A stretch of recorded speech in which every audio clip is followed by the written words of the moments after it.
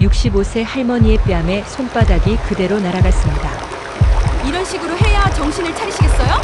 병원 로비. 대리석 바닥에 울려 퍼지는 소리에 모든 사람들이 얼어붙었어요.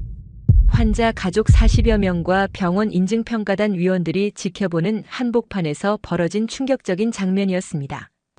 때린 사람은 명품 정장을 입은 40대 초반 여성 행정처장이었어요. 할머니. 9살 손녀가 울면서 달려왔지만 아무도 말리지 않았습니다. 모두 충격에 빠져 그 자리에 얼어붙은 거였어요. 이게 바로 현장 교육입니다. 가해자는 오히려 당당했어요. 마치 자신의 행동이 정당하다는 듯 고개를 들고 있었습니다. 하지만 그녀는 몰랐어요. 자신이 방금 때린 그 할머니가 누구의 장모인지를 말이죠. 그리고 이 모든 광경을 곧 알게 될 한 남자가 있다는 사실도 모르고 있었습니다. 여러분은 지금 어디서 이 이야기를 듣고 계신가요? 출퇴근길인가요? 아니면 집에서 편하게 쉬시면서 듣고 계신가요? 이야기 시작 전에 좋아요 한번 눌러주시고요. 댓글로 어디서 듣고 계신지 남겨주세요. 그럼 이제 이야기를 시작하겠습니다. 시간은 3주 전으로 거슬러 올라갑니다. 모든 것이 평범했던 그 시절로 말이에요.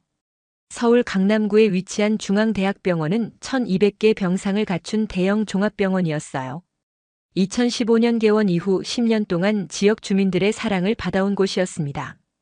월요일 아침 6시부터 병원 곳곳에서는 하루가 시작되고 있었어요. 응급실에는 벌써 환자들이 들어서고 있었고 외래 진료 접수 창구에는 어르신들이 줄을 서기 시작했습니다. 지하 1층 환경미화 직원 사무실에서 한정숙은 녹색 유니폼을 단정히 입고 있었어요. 160cm 정도의 키에 짧게 다듬은 회색 머리를 깔끔하게 정리한 채였습니다. 주름이 깊지만 온화한 인상을 지닌 그녀는 11년째 이 병원에서 환경미화 업무를 맡아왔어요. 녹색 조끼에 이름표까지 반듯하게 단 모습이 성실함을 그대로 보여주었죠. 정숙 씨, 오늘도 2층 병동 담당이에요. 현장 책임자가 업무 배치표를 건네며 말했어요. 네, 알겠습니다. 정숙은 미소를 지으며 대답했습니다. 청소 도구를 챙기는 손길이 능숙했어요. 11년 동안 한 번도 빠뜨린 적 없는 아침 루틴이었습니다. 복도 청소부터 시작해서 화장실, 계단, 병실 앞까지 꼼꼼하게 청소하는 게 그녀의 방식이었어요. 정숙 언니, 어제 손녀 생일이었죠? 어땠어요? 옆에서 청소 도구를 정리하던 동료 미화원이 물었어요. 50대 중반의 박선영이었습니다. 응, 서연이가 정말 좋아하더라고. 케이크 보고 눈이 반짝반짝하던 모습이 아직도 눈에 선해. 정숙의 얼굴에 환한 미소가 번졌어요. 9살이 된 손녀 서연이는 그녀의 삶에서 가장 소중한 존재였습니다. 2층 병동으로 올라가는 계단을 오르면서 정숙은 허리를 한번 펴고 심호흡을 했어요. 요즘 허리가 자주 아팠지만 참을만 했습니다. 환자들을 위해 깨끗한 환경을 만드는 일이 보람있다고 생각하며 11년을 버텨왔거든요. 2층 복도는 아직 조용했어요. 병실에서는 환자들이 막 잠에서 깨어나는 시간이었습니다. 정숙은 복도 한쪽 끝에서부터 조심스럽게 걸레질을 시작했어요. 환자들이 미끄러지지 않도록 물기를 최대한 적게 하는 게 중요했습니다. 2층 병동은 주로 노인 환자들이 입원해 있는 곳이었어요. 정숙은 환자 한 분 한 분과 인사를 나누며 청소를 했습니다. 할머니, 오늘도 일찍 오셨네요. 고맙습니다. 2층 사호실에 입원 중인 80대 할머니가 반갑게 인사했어요. 아니에요. 제가 해야 할 일인걸요. 편히 쉬세요. 정숙은 따뜻하게 웃으며 대답했습니다. 오전 9시 청소를 마친 정숙은 잠시 직원 휴게실로 갔어요. 작은 컵에 보리차를 따라 마시며 잠깐 쉬는 시간이었습니다. 휴게실에는 다른 미화 직원 3명이 앉아 있었어요. 언니 들었어요? 이번에 병원 인증평가 나온대요. 막내 직원인 20대 후반의 김민지가 걱정스러운 표정으로 말했어요. 응, 나도 들었어. 3년마다 한 번씩 받는 거니까 괜찮을 거야. 정숙이 차분하게 대답했습니다. 근데 이번에 본부에서 새로 온 행정처장님이 엄청 까다롭다던데요. 준비 기간 동안 우리한테 일이 많이 늘어날 것 같아요. 선영이 한숨을 쉬며 말했어요. 실제로 일주일 전부터 병원 분위기가 달라지고 있었습니다. 각 부서마다 인증평가 준비로 바빠졌고 환경미화팀에도 추가 업무 지시가 내려오기 시작했어요. 오전 10시 본관 1층 로비에 한 무리의 사람들이 들어왔습니다. 맨 앞에 선 여성은 키가 167cm 정도로 검은색 맞춤 정장을 입고 있었어요. 명품 핸드백을 들고 구두를 신은 그녀의 모습은 주변과 확연히 대비되었습니다. 입술에는 진한 빨간 립스틱이 발려 있었고 하이힐 소리가 바닥에 딱딱 울렸죠. 행정처장 강미선 나왔습니다. 그 여성이 병원장 비서에게 명함을 건넸어요. 강미선이라고 적혀 있었습니다. 병원장은 급히 나와 허리를 숙였고 주변 직원들도 긴장한 표정으로 자리를 정리하기 시작했어요. 처장님 어서 오세요. 미리 연락 주셨으면 더 잘 준비했을 텐데요. 깜짝 점검이 의미가 있는 거죠. 평소 모습 그대로 보는 게 중요하거든요. 미선의 목소리는 차가웠어요.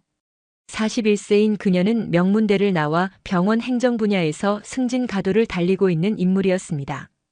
차가운 눈매와 얇은 입술이 특징이었고 표정 변화가 거의 없어 주변 사람들을 위축시키는 분위기를 풍겼어요. 전체적으로 병원 환경 상태를 점검하겠습니다. 병동부터 보죠. 미선은 날카로운 시선으로 로비를 둘러보았어요. 그녀의 시선이 머무는 곳마다 직원들이 움츠러들었죠. 환경미화 직원들도 마찬가지였습니다.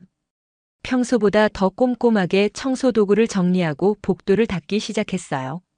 미선은 1층 로비부터 시작해서 각 층을 돌며 점검을 시작했습니다. 바닥 상태, 화장실 청결도, 쓰레기통 관리, 직원들의 복장까지 세세하게 체크했어요. 그러다 2층 병동 복도에서 정숙과 마주쳤습니다. 저기 미화원분. 미선이 정숙을 불렀어요. 정숙은 걸레를 내려놓고 고개를 들어 그녀를 바라봤습니다. 유니폼 소매가 왜 이렇게 젖어 있죠? 그리고 청소도구 정리도 엉망이고요. 죄송합니다. 바로 정리하겠습니다. 정숙은 소매를 털고 청소도구를 다시 정돈하며 고개를 숙였어요. 사실 아침부터 계속 청소하다 보니 옷이 조금 젖은 것뿐이었는데 미선은 그것마저 문제 삼았습니다. 환경미화 직원이라면 외모 관리가 기본이에요. 환자들이 어떻게 생각하겠어요? 네, 앞으로 더 주의하겠습니다. 청소할 때 표정도 더 밝게 하세요. 서비스업이라는 자각이 있어야죠. 미선의 지적이 계속되자 주변 간호사들도 긴장하기 시작했어요. 평소 정숙을 아끼던 병동 사람들은 안타까운 표정으로 지켜봤습니다. 그때 한 환자가 병실에서 나오다가 복도에서 미끄러질 뻔했어요. 70대 남성이었는데 정숙이 막 닦은 복도가 아직 약간 젖어 있었거든요. 아이고. 환자가 중심을 잃으며 소리쳤지만 정숙이 재빨리 달려가 부축했습니다. 할아버지 괜찮으세요? 조심하세요. 정숙은 환자를 안전하게 붙잡으며 안도의 한숨을 쉬었어요. 하지만 허리에 찌릿한 통증이 올라왔습니다. 며칠 전부터 계속 무거운 것을 들고 청소하느라 허리가 아팠는데 갑자기 환자를 부축하면서 통증이 더 심해진 거였죠. 작은 신음이 나왔지만 정숙은 참고 환자를 병실까지 모셨어요. 환자에게 미소를 지으며 정중히 인사했습니다. 할머니 괜찮아요? 제가 조심할게요. 아니에요. 제가 바닥을 제대로 말리지 못했네요. 죄송합니다. 하지만 미선은 그 모습을 놓치지 않았습니다. 차갑게 지켜보고 있던 그녀의 눈빛이 더욱 날카로워졌어요. 지금 환자 앞에서 신음소리를 내신 거예요? 아니에요. 그냥 환자분을 부축하다가. 변명하지 마세요. 환자에게 불안감을 주는 행동이었어요. 미선의 목소리가 높아졌어요. 주변에 있던 다른 환자 가족들도 고개를 돌려 바라봤습니다. 정숙의 얼굴이 빨갛게 달아올랐어요. 30년 넘게 직장 생활을 해왔지만 이렇게 공개적으로 질책받은 적은 거의 없었습니다. 병동 책임 간호사가 급하게 다가왔습니다. 처장님, 정숙 씨는 저희 병동에서 가장 성실한 분입니다. 환자 만족도도 항상 최상이거든요. 간호사님 변호하지 마세요. 제가 직접 본 게 전부예요. 미선은 손을 휘저으며 말했어요. 붉은 매니큐어가 칠해진 손톱이 번뜩였죠. 프로의식이 부족해요. 몸이 아프면 병가를 내든지 해야죠. 환자에게 이런 모습 보이는 게 말이 돼요? 처장님, 정숙 씨는 한 번도 결근한 적이 없어요. 정말 성실한 직원이라니까요. 성실함과 프로의식은 다른 문제예요. 기본도 안 되어 있는데 무슨 성실함이에요? 미선의 말에 정숙은 고개를 더 깊이 숙였습니다. 가슴이 답답하고 목이 메어왔어요. 평생 성실하게 살아온 자신이 이런 모욕을 받아야 하는 현실이 받아들여지지 않았습니다. 앞으로 직원 교육 제대로 시키세요. 이런 식으로 하면 인증평가에서 감점당할 거예요.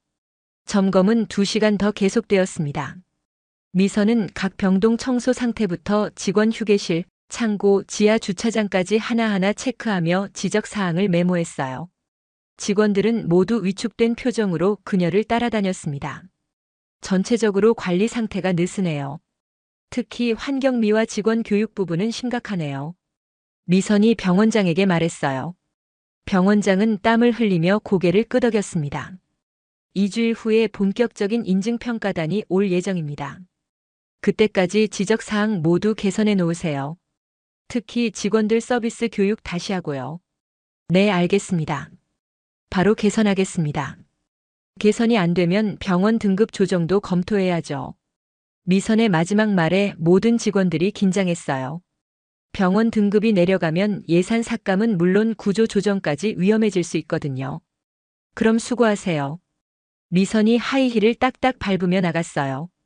그 소리가 멀어지자 직원들은 서로 눈치를 보며 한숨을 내쉬었습니다.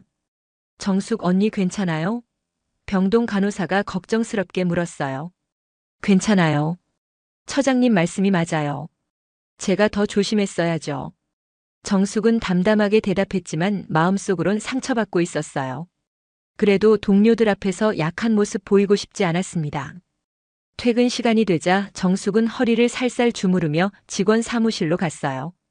사물함에서 개인 물건들을 꺼내는데 손이 떨렸습니다. 오늘 하루가 참 길게 느껴졌죠. 작은 거울을 보니 얼굴이 많이 지쳐 보였어요.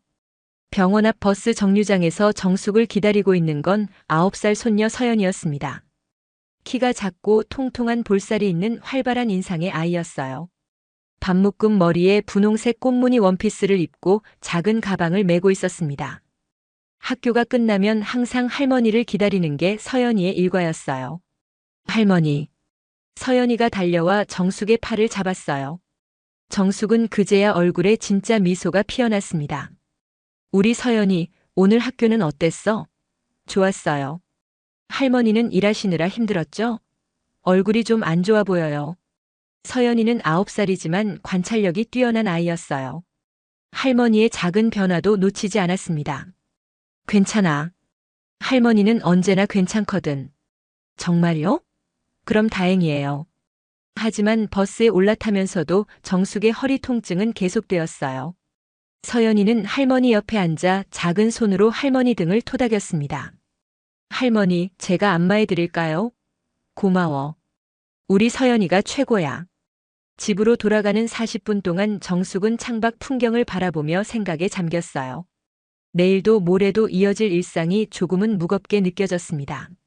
하지만 옆에 앉은 서연이의 따뜻한 손길이 그 무게를 덜어주고 있었어요. 그날 저녁 6시 정숙과 서연이는 집에 도착했습니다. 서울 강남구 대치동에 있는 30평 아파트였어요. 15년 전 딸 부부가 결혼하면서 마련한 집이었는데 지금은 정숙과 사위 그리고 손녀 셋이서 살고 있었습니다. 6년 전 교통사고로 딸을 잃은 후 정숙은 사위와 손녀를 돌보며 살아왔어요. 현관문을 열고 들어서니 거실이 조용했습니다. 사위는 아직 퇴근 전이었어요. 서연아, 손 씻고 숙제부터 하자. 네, 할머니. 서연이는 가방을 내려놓고 화장실로 갔어요. 정숙은 부엌으로 가서 저녁 준비를 시작했습니다. 냉장고에서 미리 손질해둔 채소와 고기를 꺼냈어요. 사위가 좋아하는 된장찌개를 끓이기로 했습니다. 7시 30분 현관문이 열리는 소리가 났어요. 사위 이준호가 퇴근한 거였습니다. 180cm의 키에 단단한 체격을 지닌 그는 43세였지만 30대처럼 보였어요. 짧게 깎은 머리와 곧은 자세가 군인 출신임을 한눈에 드러냈습니다. 검은색 정장을 입고 있었지만 넥타이는 이미 풀어져 있었어요. 다녀왔습니다. 준호의 목소리는 낮고 차분했어요. 과묵한 성격이지만 가족에게만큼은 따뜻함을 보이는 사람이었습니다. 어서 와요. 씻고 저녁 먹어요. 정숙이 부엌에서 나와 인사했어요. 준호는 정숙을 어머니라고 부르며 친어머니처럼 모셨습니다. 아빠. 서연이가 방에서 뛰어나와 아버지에게 안겼어요. 준호는 딸을 들어올리며 미소를 지었습니다. 우리 공주, 오늘 학교는 어땠어? 좋았어요. 선생님이 칭찬해 주셨어요. 그래. 역시 우리 딸이 최고야. 준호가 딸의 머리를 쓰다듬으며 말했어요. 저녁 식사는 조용하지만 따뜻했어요. 세 사람이 식탁에 둘러앉아 밥을 먹는 모습은 평범한 가족 그 자체였습니다. 정숙이 만든 된장찌개와 반찬들이 상에 가득했어요. 어머님, 오늘도 고생 많으셨어요. 준호가 정숙에게 말했어요. 그는 항상 장모에게 존댓말을 했고 깊은 존경심을 가지고 대했습니다. 아니에요. 당연한 일인걸요. 정숙은 미소를 지으며 대답했지만 오늘 있었던 일은 말하지 않았어요. 사위에게 걱정을 끼치고 싶지 않았거든요. 식사를 마친 후 준호는 서재로 들어갔어요. 책상 위에는 각종 서류들이 놓여 있었습니다. 국방부 특수전 자문위원으로 일하는 그는 집에서도 종종 자료를 검토했어요. 벽면에는 군 복무 시절 사진들이 걸려 있었습니다. 707 특임대 부대 마크가 선명한 사진들이었어요. 이준호는 20년 동안 특수부대에서 복무했습니다. 2005년 육사를 졸업하고 곧바로 707 특임대에 지원했어요. 2015년에는 여단장까지 올라갔고 2020년에 육군 준장으로 전역했습니다. 전역 후에는 국방부 자문위원으로 일하며 특수전 교리 발전에 기여하고 있었어요. 특수부대 출신답게 준호는 침착하고 냉철했습니다. 하지만 가족 앞에서만큼은 다정한 아버지이자 사위였어요. 특히 장모를 깊이 존경했습니다. 아내를 잃은 후 혼자 아이를 키우느라 힘들 때 장모가 모든 것을 포기하고 와서 도와준 일을 절대 잊지 못했거든요. 준호는 책상 서랍에서 액자 하나를 꺼냈어요. 아내 사진이었습니다. 웨딩드레스를 입고 환하게 웃고 있는 모습이었어요. 6년이 지났지만 여전히 그리웠습니다. 여보, 서연이가 많이 컸어요. 당신 닮아서 똑똑하고 착해요. 준호가 아내 사진을 바라보며 조용히 말했어요. 그리고 어머님도 건강하시고요. 걱정 마세요. 그때 서재 문이 살짝 열리며 서연이가 고개를 내밀었어요. 아빠 뭐해요? 응, 아빠 일 좀 보고 있었어. 서연아, 숙제 다 했어? 네, 다 했어요. 아빠한테 보여드릴까요? 그래, 아빠한테 보여줘. 서연이가 숙제 공책을 들고 들어왔어요. 국어 공책에는 오늘 배운 글자들이 또박또박 적혀 있었습니다. 우와, 우리 딸 글씨 정말 예쁘다. 선생님이 칭찬하실 만하네. 정말이에요? 당연하지. 아빠가 보기에도 최고야. 준호가 딸을 안아 올리며 칭찬했어요. 서연이의 얼굴에 환한 웃음이 번졌습니다. 아빠, 할머니 오늘 힘들어 보였어요. 서연이가 갑자기 진지한 표우로 말했어요. 그래? 왜 그랬을까? 모르겠어요. 근데 버스에서 계속 한숨 쉬셨어요. 준호의 표정이 약간 굳었어요. 하지만 아이 앞에서 걱정하는 모습을 보이지 않으려 했습니다. 할머니가 일하시느라 피곤하셨나 보다. 우리 서연이가 할머니 많이 도와드려야겠네. 네, 제가 할머니 안마해 드렸어요. 착하다 우리 딸. 준호는 딸을 안고 거실로 나왔어요. 정숙은 소파에 앉아 뉴스를 보고 있었습니다. 어머님, 오늘 많이 힘드셨어요? 준호가 조심스럽게 물었어요. 아니야, 괜찮아요. 늘 하던 일인데 뭐. 정숙은 웃으며 대답했지만 눈가에는 피로가 역력했습니다. 그날 밤 10시 서연이를 재운 후 준호는 다시 서재로 들어갔어요. 노트북을 켜고 이메일을 확인하다가 문득 생각에 잠겼습니다. 장모가 오늘 유난히 지쳐 보였던 모습이 마음에 걸렸어요. 65세의 나이에 병원 청소 일을 하는 게 쉽지 않다는 걸 알고 있었습니다. 하지만 장모는 늘 괜찮다고만 했어요. 자신 때문에 가족들이 걱정할까봐 힘든 내색을 하지 않는 거였죠. 준호는 장모에게 여러 번 일을 그만두라고 권했습니다. 자신의 수입으로 충분히 세 식구가 살 수 있었거든요. 하지만 정숙은 완강히 거부했어요. 일하는 게 좋고 사람들과 어울리는 게 즐겁다고 했습니다. 무엇보다 손녀에게 일하는 할머니의 모습을 보여주고 싶다고 했어요. 다음 날 화요일 아침도 평소와 같았습니다. 정숙은 새벽 5시 30분에 일어나 가족 아침 식사를 준비했어요. 6시 30분에 집을 나서면 7시 40분쯤 병원에 도착할 수 있었습니다. 어머님 조심히 다녀오세요. 준호가 현관까지 배웅하며 말했어요. 응, 걱정 마. 서연이 학교 잘 보내고. 정숙은 웃으며 나갔습니다. 엘리베이터를 타고 내려가면서 오늘도 무사히 하루를 보낼 수 있기를 기도했어요. 지하철역까지 걸어가는 10분 동안 정숙은 주변 풍경을 바라봤습니다. 출근하는 사람들로 거리가 붐볐어요. 모두 각자의 자리에서 열심히 살아가는 모습이었습니다. 정숙도 그중 한 명이었어요. 병원에 도착하니 동료들이 벌써 출근해 있었어요. 정숙 언니, 어제 일찍 가셨죠? 괜찮으셨어요? 선영이가 걱정스럽게 물었어요. 응, 괜찮아. 그냥 좀 피곤했을 뿐이야. 정숙은 사물함에서 유니폼을 꺼내 입으며 대답했습니다. 언니, 오늘은 3층 병동 담당이에요. 인증평가 준비 때문에 병동마다 특별 청소해야 한대요. 책임자가 업무 배치표를 건네며 말했어요.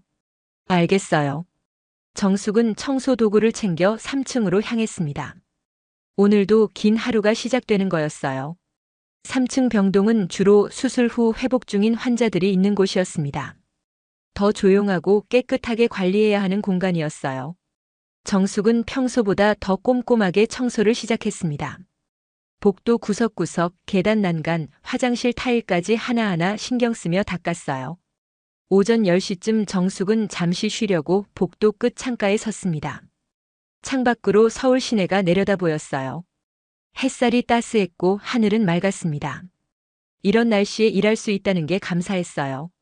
정숙 씨. 뒤에서 누군가 불렀어요. 돌아보니 3층 병동 수간호사였습니다. 50대 중반의 친절한 분이었어요. 네, 수간호사님.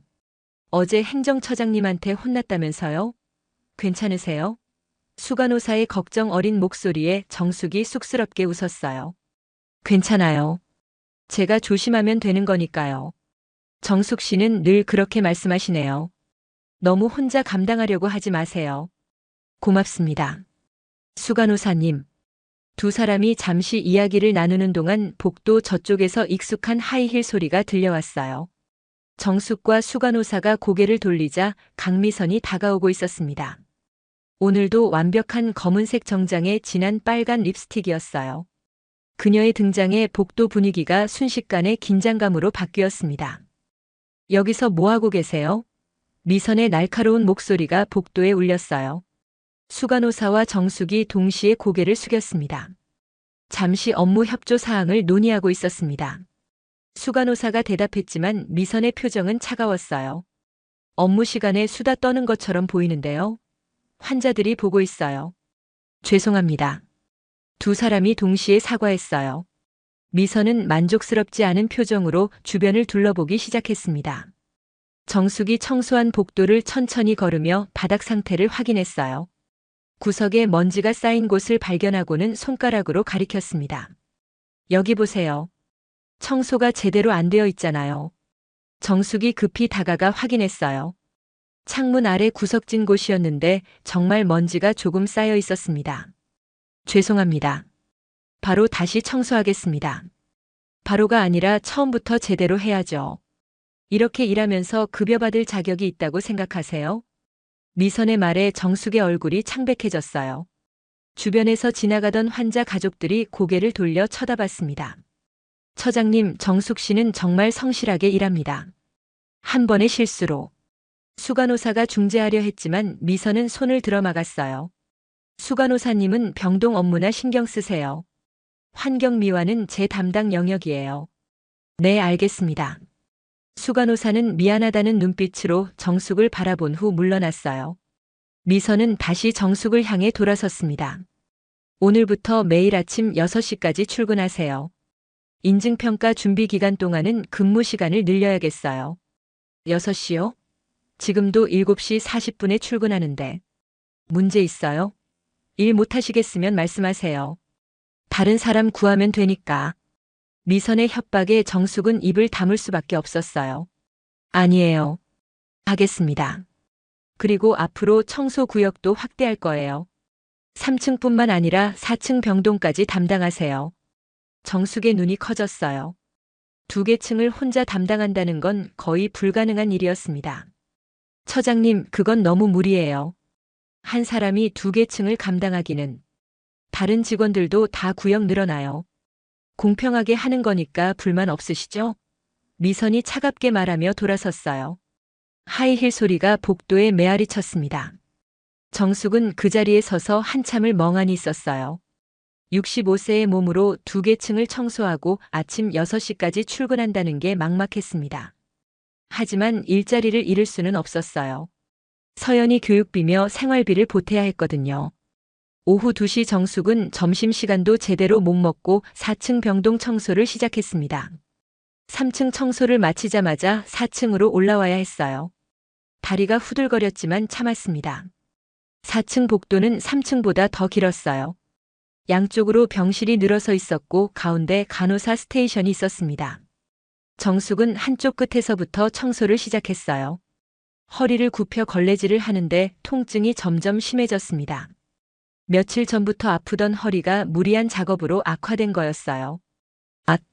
작은 신음이 나왔지만 주변을 둘러보고 재빨리 입을 다물었습니다. 혹시 미선이 들을까봐 걱정되었거든요. 오후 4시 정숙은 4층 청소를 절반쯤 끝낸 상태였어요. 퇴근 시간이 5시 30분인데 도저히 끝낼 수 없을 것 같았습니다. 언니 괜찮아요? 4층 담당 간호사가 걱정스럽게 물었어요. 20대 후반의 젊은 간호사였습니다. 응, 괜찮아. 조금만 더 하면 돼. 정숙은 억지로 웃으며 대답했지만 얼굴에는 땀이 흐르고 있었어요. 물 좀 드릴까요? 그래, 고마워. 간호사가 가져다 준 물을 마시며 정숙은 잠시 숨을 돌렸습니다. 창밖을 보니 해가 기울기 시작하고 있었어요. 퇴근 시간까지 1시간 반밖에 남지 않았습니다. 오후 5시 정숙은 겨우 4층 청소를 마쳤어요. 하지만 청소 도구 정리와 일지 작성까지 하려면 최소 30분은 더 걸릴 것 같았습니다. 결국 퇴근 시간을 30분 넘겨서야 병원을 나올 수 있었어요. 버스 정류장에는 서연이가 기다리고 있었습니다. 할머니, 왜 이렇게 늦으셨어요? 미안해, 우리 서연이. 일이 좀 많았어. 정숙은 손녀를 꼭 안았어요. 서연이의 따뜻한 체온이 하루의 피로를 조금 덜어주었습니다. 할머니 많이 힘드셨죠? 얼굴이 창백해요. 괜찮아. 할머니는 튼튼하니까. 하지만 버스에 앉자마자 정숙의 눈이 감겼어요. 너무 피곤해서 깜빡 졸고 말았습니다. 서연이가 할머니 어깨에 머리를 기대며 조용히 앉아 있었어요. 집에 도착했을 때는 7시가 넘어 있었습니다. 준호는 벌써 퇴근해서 거실에 앉아 있었어요. 어머님 많이 늦으셨네요. 괜찮으세요? 응, 미안해. 일이 좀 밀려서. 정숙은 부엌으로 가려 했지만 준호가 말렸어요. 제가 오늘 저녁 준비했어요. 어머님은 좀 쉬세요. 정말? 고마워. 준호는 간단하게 국과 반찬을 차려놓았어요. 군대에서 배운 솜씨로 만든 음식이었지만 정성이 가득했습니다. 세 사람이 식탁에 둘러앉아 저녁을 먹는데 정숙은 자꾸 한숨이 나왔어요. 내일부터 새벽 6시에 출근해야 한다는 게 막막했습니다. 어머님 무슨 일 있으세요? 준호가 조심스럽게 물었어요. 아니야, 아무것도 아니야. 정숙은 고개를 저었지만 준호는 뭔가 이상하다고 느꼈습니다. 평소 밝던 장모의 표정이 오늘따라 어두웠거든요. 식사를 마친 후 준호는 서연이를 재우고 다시 거실로 나왔어요. 정숙은 소파에 앉아 TV를 보고 있었지만 멍하니 화면만 응시하고 있었습니다. 어머님 병원에서 무슨 일 있었어요? 준호가 옆에 앉으며 직접적으로 물었어요. 정숙은 잠시 망설이다가 한숨을 쉬었습니다. 사실은 말이야. 정숙은 오늘 있었던 일들을 조심스럽게 이야기하기 시작했어요. 행정처장의 지적, 늘어난 업무량, 그리고 새벽 출근까지 모든 것을 털어놓았습니다. 준호의 표정이 점점 굳어졌어요. 평소 감정을 잘 드러내지 않는 그였지만 지금은 분노가 치밀어 오르는 걸 느꼈습니다. 그건 너무하네요. 65세 어르신한테 새벽 출근에 2개 층 청소라니. 괜찮아. 나도 할 수 있어. 다른 직원들도 다 힘들잖아. 정숙은 오히려 준호를 진정시키려 했어요. 하지만 준호는 납득할 수 없었습니다. 어머님 그만두세요. 제 수입으로 충분히 살 수 있어요. 안 돼. 나는 일하고 싶어. 사람들과 어울리는 게 좋고 서연이한테도 일하는 할머니 모습 보여주고 싶단다. 정숙의 완고한 태도에 준호는 더 이상 말하지 못했어요. 그날 밤 준호는 잠을 이룰 수 없었습니다. 장모가 힘들어하는 모습이 머릿속에서 떠나지 않았어요. 20년 동안 특수부대에서 복무하며 수많은 어려움을 겪었지만 가족이 힘들어하는 모습만큼 견디기 어려운 건 없었습니다. 다음 날 수요일 새벽 5시 정숙은 알람 소리에 잠에서 깼어요. 평소보다 1시간 30분 일찍 일어나야 했습니다. 몸이 무거웠지만 억지로 일어났어요. 조용히 씻고 옷을 갈아입은 후 거실로 나왔는데 준호가 부엌에 서 있었습니다. 어머님, 아침 제가 준비했어요. 준호야, 왜 이렇게 일찍? 어머님 혼자 보낼 수 없어서요. 같이 드세요. 준호가 간단한 아침 식사를 차려놓았어요. 밥과 국 그리고 김치 몇 가지였지만 정성이 담겨 있었습니다. 두 사람은 조용히 아침을 먹었어요. 새벽 공기가 차가웠고 밖은 아직 어두웠습니다. 5시 40분 정숙이 집을 나서려 할 때 준호가 말했어요. 어머님 힘들면 언제든 말씀하세요. 제가 도와드릴게요. 고마워 준호야. 정숙은 사위의 손을 꼭 잡았습니다. 든든한 사위가 있다는 게 큰 위안이 되었어요. 새벽 거리는 한산했습니다. 지하철역으로 가는 길에 정숙은 주변을 둘러봤어요. 신문 배달하는 사람, 새벽 조깅하는 사람, 밤샘 근무를 마치고 귀가하는 사람들이 보였습니다. 모두 각자의 삶을 살아가고 있었어요. 병원에 도착하니 6시 10분 전이었습니다. 직원 사무실에는 벌써 2명의 동료가 와 있었어요. 정숙 언니도 일찍 오라고 했어요? 응, 너희도? 세 사람은 서로 바라보며 쓴웃음을 지었어요. 모두 같은 처지였습니다. 6시 정각 미선이 나타났어요. 출근 확인을 하러 온 거였습니다. 좋아요. 다들 시간 잘 지키시네요. 앞으로도 이렇게 해주세요. 미선의 차가운 말에 직원들은 고개만 끄덕였어요. 그날부터 정숙의 고된 나날이 시작되었습니다. 새벽 5시에 일어나 6시까지 출근하고 2개 층을 청소하는 일상이 반복되었어요. 몸은 점점 지쳐갔지만 참을 수밖에 없었습니다. 목요일 오전 10시 정숙은 3층 복도를 청소하다가 갑자기 어지러움을 느꼈어요. 허리 통증과 피로가 겹쳐 순간 휘청거렸습니다. 언니 괜찮아요? 지나가던 간호사가 급히 부축했어요. 응, 괜찮아. 그냥 잠깐 어지러웠을 뿐이야. 정숙은 벽을 짚고 중심을 잡았습니다. 얼굴이 창백했고 식은땀이 흐르고 있었어요. 잠깐 쉬세요. 제가 물 가져올게요. 고마워. 간호사가 가져다 준 물을 마시며 정숙은 잠시 숨을 돌렸어요. 하지만 쉴 시간은 없었습니다. 청소해야 할 곳이 아직 많이 남아 있었거든요. 금요일이 되자 정숙의 몸 상태는 더 악화되었습니다. 허리 통증이 심해져서 허리를 제대로 펼 수조차 없었어요. 하지만 병가를 낼 수는 없었습니다. 미선이 뭐라고 할까봐 두려웠거든요. 그렇게 힘든 한 주가 지나갔습니다. 다음 주 월요일 아침 6시 직원 사무실에서 미선이 환경미화팀 전체 회의를 소집했습니다. 12명의 직원이 긴장한 표정으로 모여 있었어요. 미선은 테이블 앞에 서서 차가운 눈빛으로 직원들을 둘러봤습니다. 인증평가가 2주일 후로 다가왔어요. 지금까지의 준비 상태로는 합격하기 어렵습니다. 미선의 말에 직원들이 술렁였어요. 모두 최선을 다하고 있었는데 부족하다는 말이 상처가 되었습니다. 특히 일부 직원들의 태도는 심각해요. 청소 상태도 엉망이고 근무 시간도 제대로 안 지키고 있어요. 미선이 서류를 넘기며 이름을 부르기 시작했어요. 한정숙 씨. 정숙이 깜짝 놀라며 고개를 들었습니다. 지난주 3층 복도에서 환자 부축하다가 신음소리 냈죠? 그리고 4층 청소 마무리 시간이 계속 늦어지고 있어요. 죄송합니다. 더 노력하겠습니다. 정숙이 고개를 숙이며 사과했지만 미선은 멈추지 않았어요. 노력이 부족한 게 아니라 능력이 부족한 거 아닌가요? 65세면 이미 정년 퇴직할 나이인데 말이에요. 미선의 말에 회의실이 조용해졌어요. 직접적으로 나이를 언급하며 퇴직을 암시하는 발언이었습니다. 동료들은 분노했지만 감히 나서지 못했어요. 처장님, 정숙 씨는 가장 오래 근무한 선배예요. 경험도 많고요. 선영이 용기를 내어 말했지만 미선은 차갑게 쳐다봤습니다. 경험이 많으면 뭐해요? 성과가 안 나오는데. 앞으로 한 달 동안 모든 직원의 근무 태도를 평가하겠어요. 기준 미달인 사람은 재계약 불가 통보할 거예요. 미선의 선언에 모든 직원들이 긴장했어요. 대부분이 1년 단위 계약직이었기 때문에 재계약이 안 되면 일자리를 잃는 거였습니다.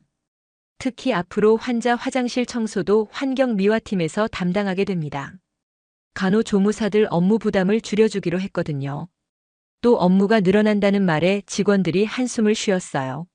한정숙 씨는 1층부터 4층까지 모든 층 환자 화장실을 담당하세요. 미선이 정숙을 지목하며 말했어요. 4개 층 화장실을요?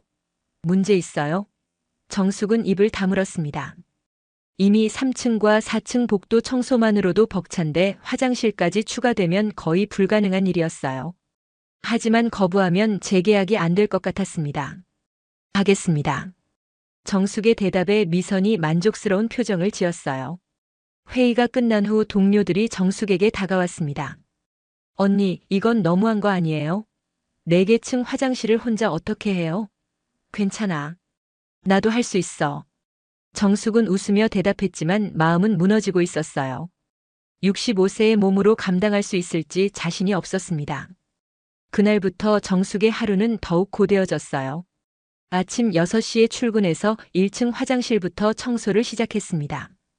변기, 세면대, 거울, 바닥까지 하나하나 닦아 나갔어요. 한 층 화장실을 청소하는데 평균 40분이 걸렸습니다. 4개 층이면 거의 3시간이었어요.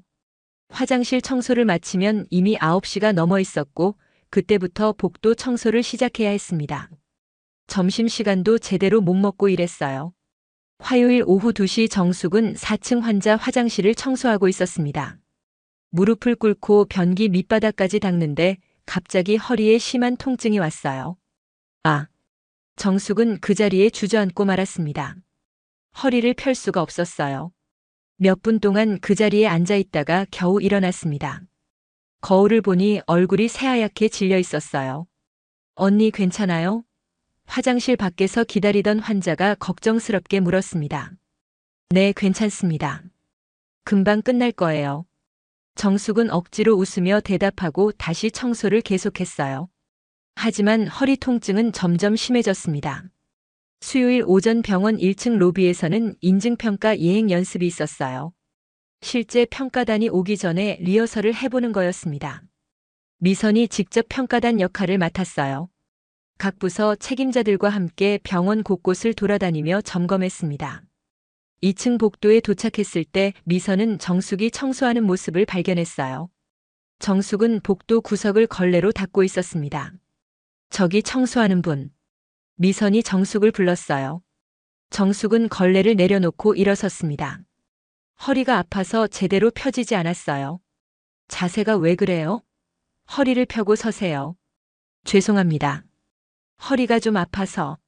아프면 병원에 가든지 해야죠. 근무 중에 그런 모습 보이면 환자들이 불안해해요.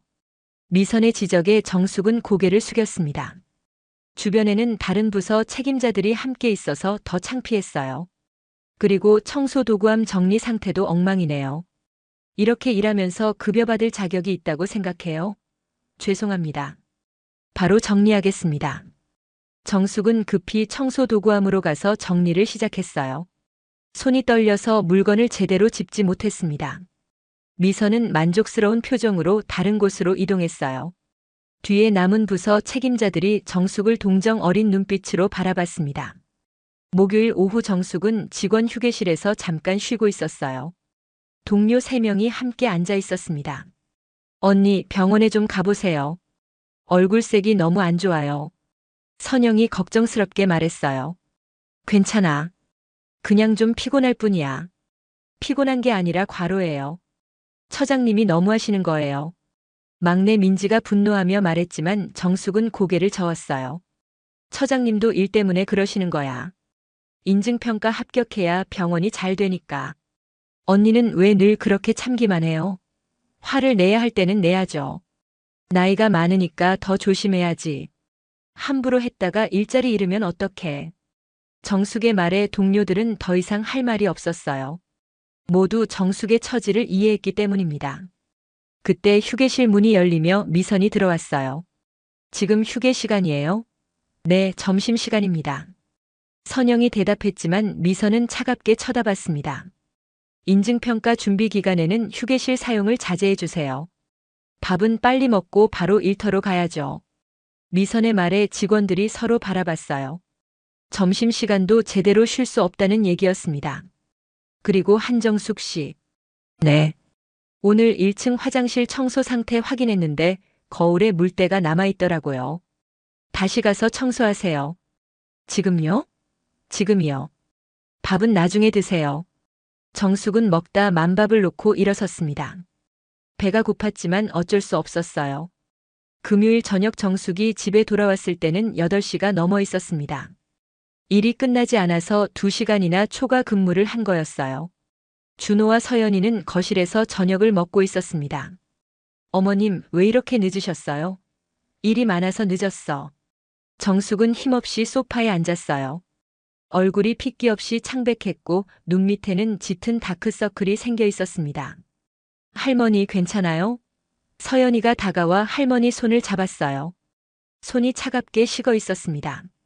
괜찮아. 우리 서연이. 할머니 좀 피곤할 뿐이야. 준호는 장모의 상태가 심상치 않다는 걸 알았어요. 일주일 전보다 훨씬 더 지쳐 보였습니다. 어머님 병원에 가보세요. 검진 좀 받으세요. 아니야, 괜찮아. 그냥 좀 쉬면 돼. 정숙은 완강히 거부했어요. 병원에 갈 시간도 없었고 병원비도 아까웠습니다. 그날 밤 준호는 잠들지 못하고 거실로 나왔어요. 서재로 가서 노트북을 켰습니다. 화면에는 병원 홈페이지가 떠 있었어요. 준호는 직원 소개 페이지에서 강미선을 찾았습니다. 행정처장 강미선 명문대 병원 행정학과 졸업 병원 경영 효율화 전문가라고 소개되어 있었어요. 준호는 그녀의 사진을 오래 바라봤습니다. 차가운 눈빛과 얇은 입술이 인상적이었어요. 이 사람이 장모를 괴롭히고 있구나. 준호는 주먹을 꽉 쥐었습니다. 20년 동안 특수부대에서 훈련받으며 감정을 억제하는 법을 배웠지만 지금은 참기 어려웠어요. 하지만 아직은 때가 아니었습니다. 조급하게 움직이면 오히려 장모에게 피해가 갈 수 있었어요. 증거를 모으고 정확한 타이밍을 기다려야 했습니다. 다음 주 월요일 아침 정숙이 출근했을 때 직원 게시판에 새로운 공지가 붙어 있었어요. 근무평가 항목 공지라는 제목이었습니다. 미선이 만든 평가표였어요. 청소 품질, 근무시간 준수, 복장 상태, 태도 등 10가지 항목이 나열되어 있었습니다. 매주 금요일마다 각 직원을 평가해서 점수를 매긴다고 적혀 있었어요. 정숙은 그 공지를 보며 한숨을 쉬었습니다. 또 다른 압박이 시작되는 거였어요. 화요일 오후 정숙은 3층 화장실을 청소하다가 갑자기 어지러움을 느꼈습니다. 시야가 흐릿해지고 다리에 힘이 풀렸어요. 벽을 짚고 간신히 중심을 잡았습니다. 숨을 크게 들이쉬며 정신을 차리려 했어요. 언니 괜찮아요? 화장실 밖에서 간호사가 걱정스럽게 물었습니다. 네, 괜찮습니다. 하지만 정숙의 목소리는 떨리고 있었어요. 얼굴에서는 식은땀이 흐르고 있었습니다. 병원에 가보세요. 정말 안 좋아 보여요. 괜찮아요. 일 끝나면 쉴 거예요. 정숙은 억지로 웃으며 대답하고 다시 청소를 계속했어요. 하지만 몸은 정직했습니다. 한계에 다다르고 있었어요.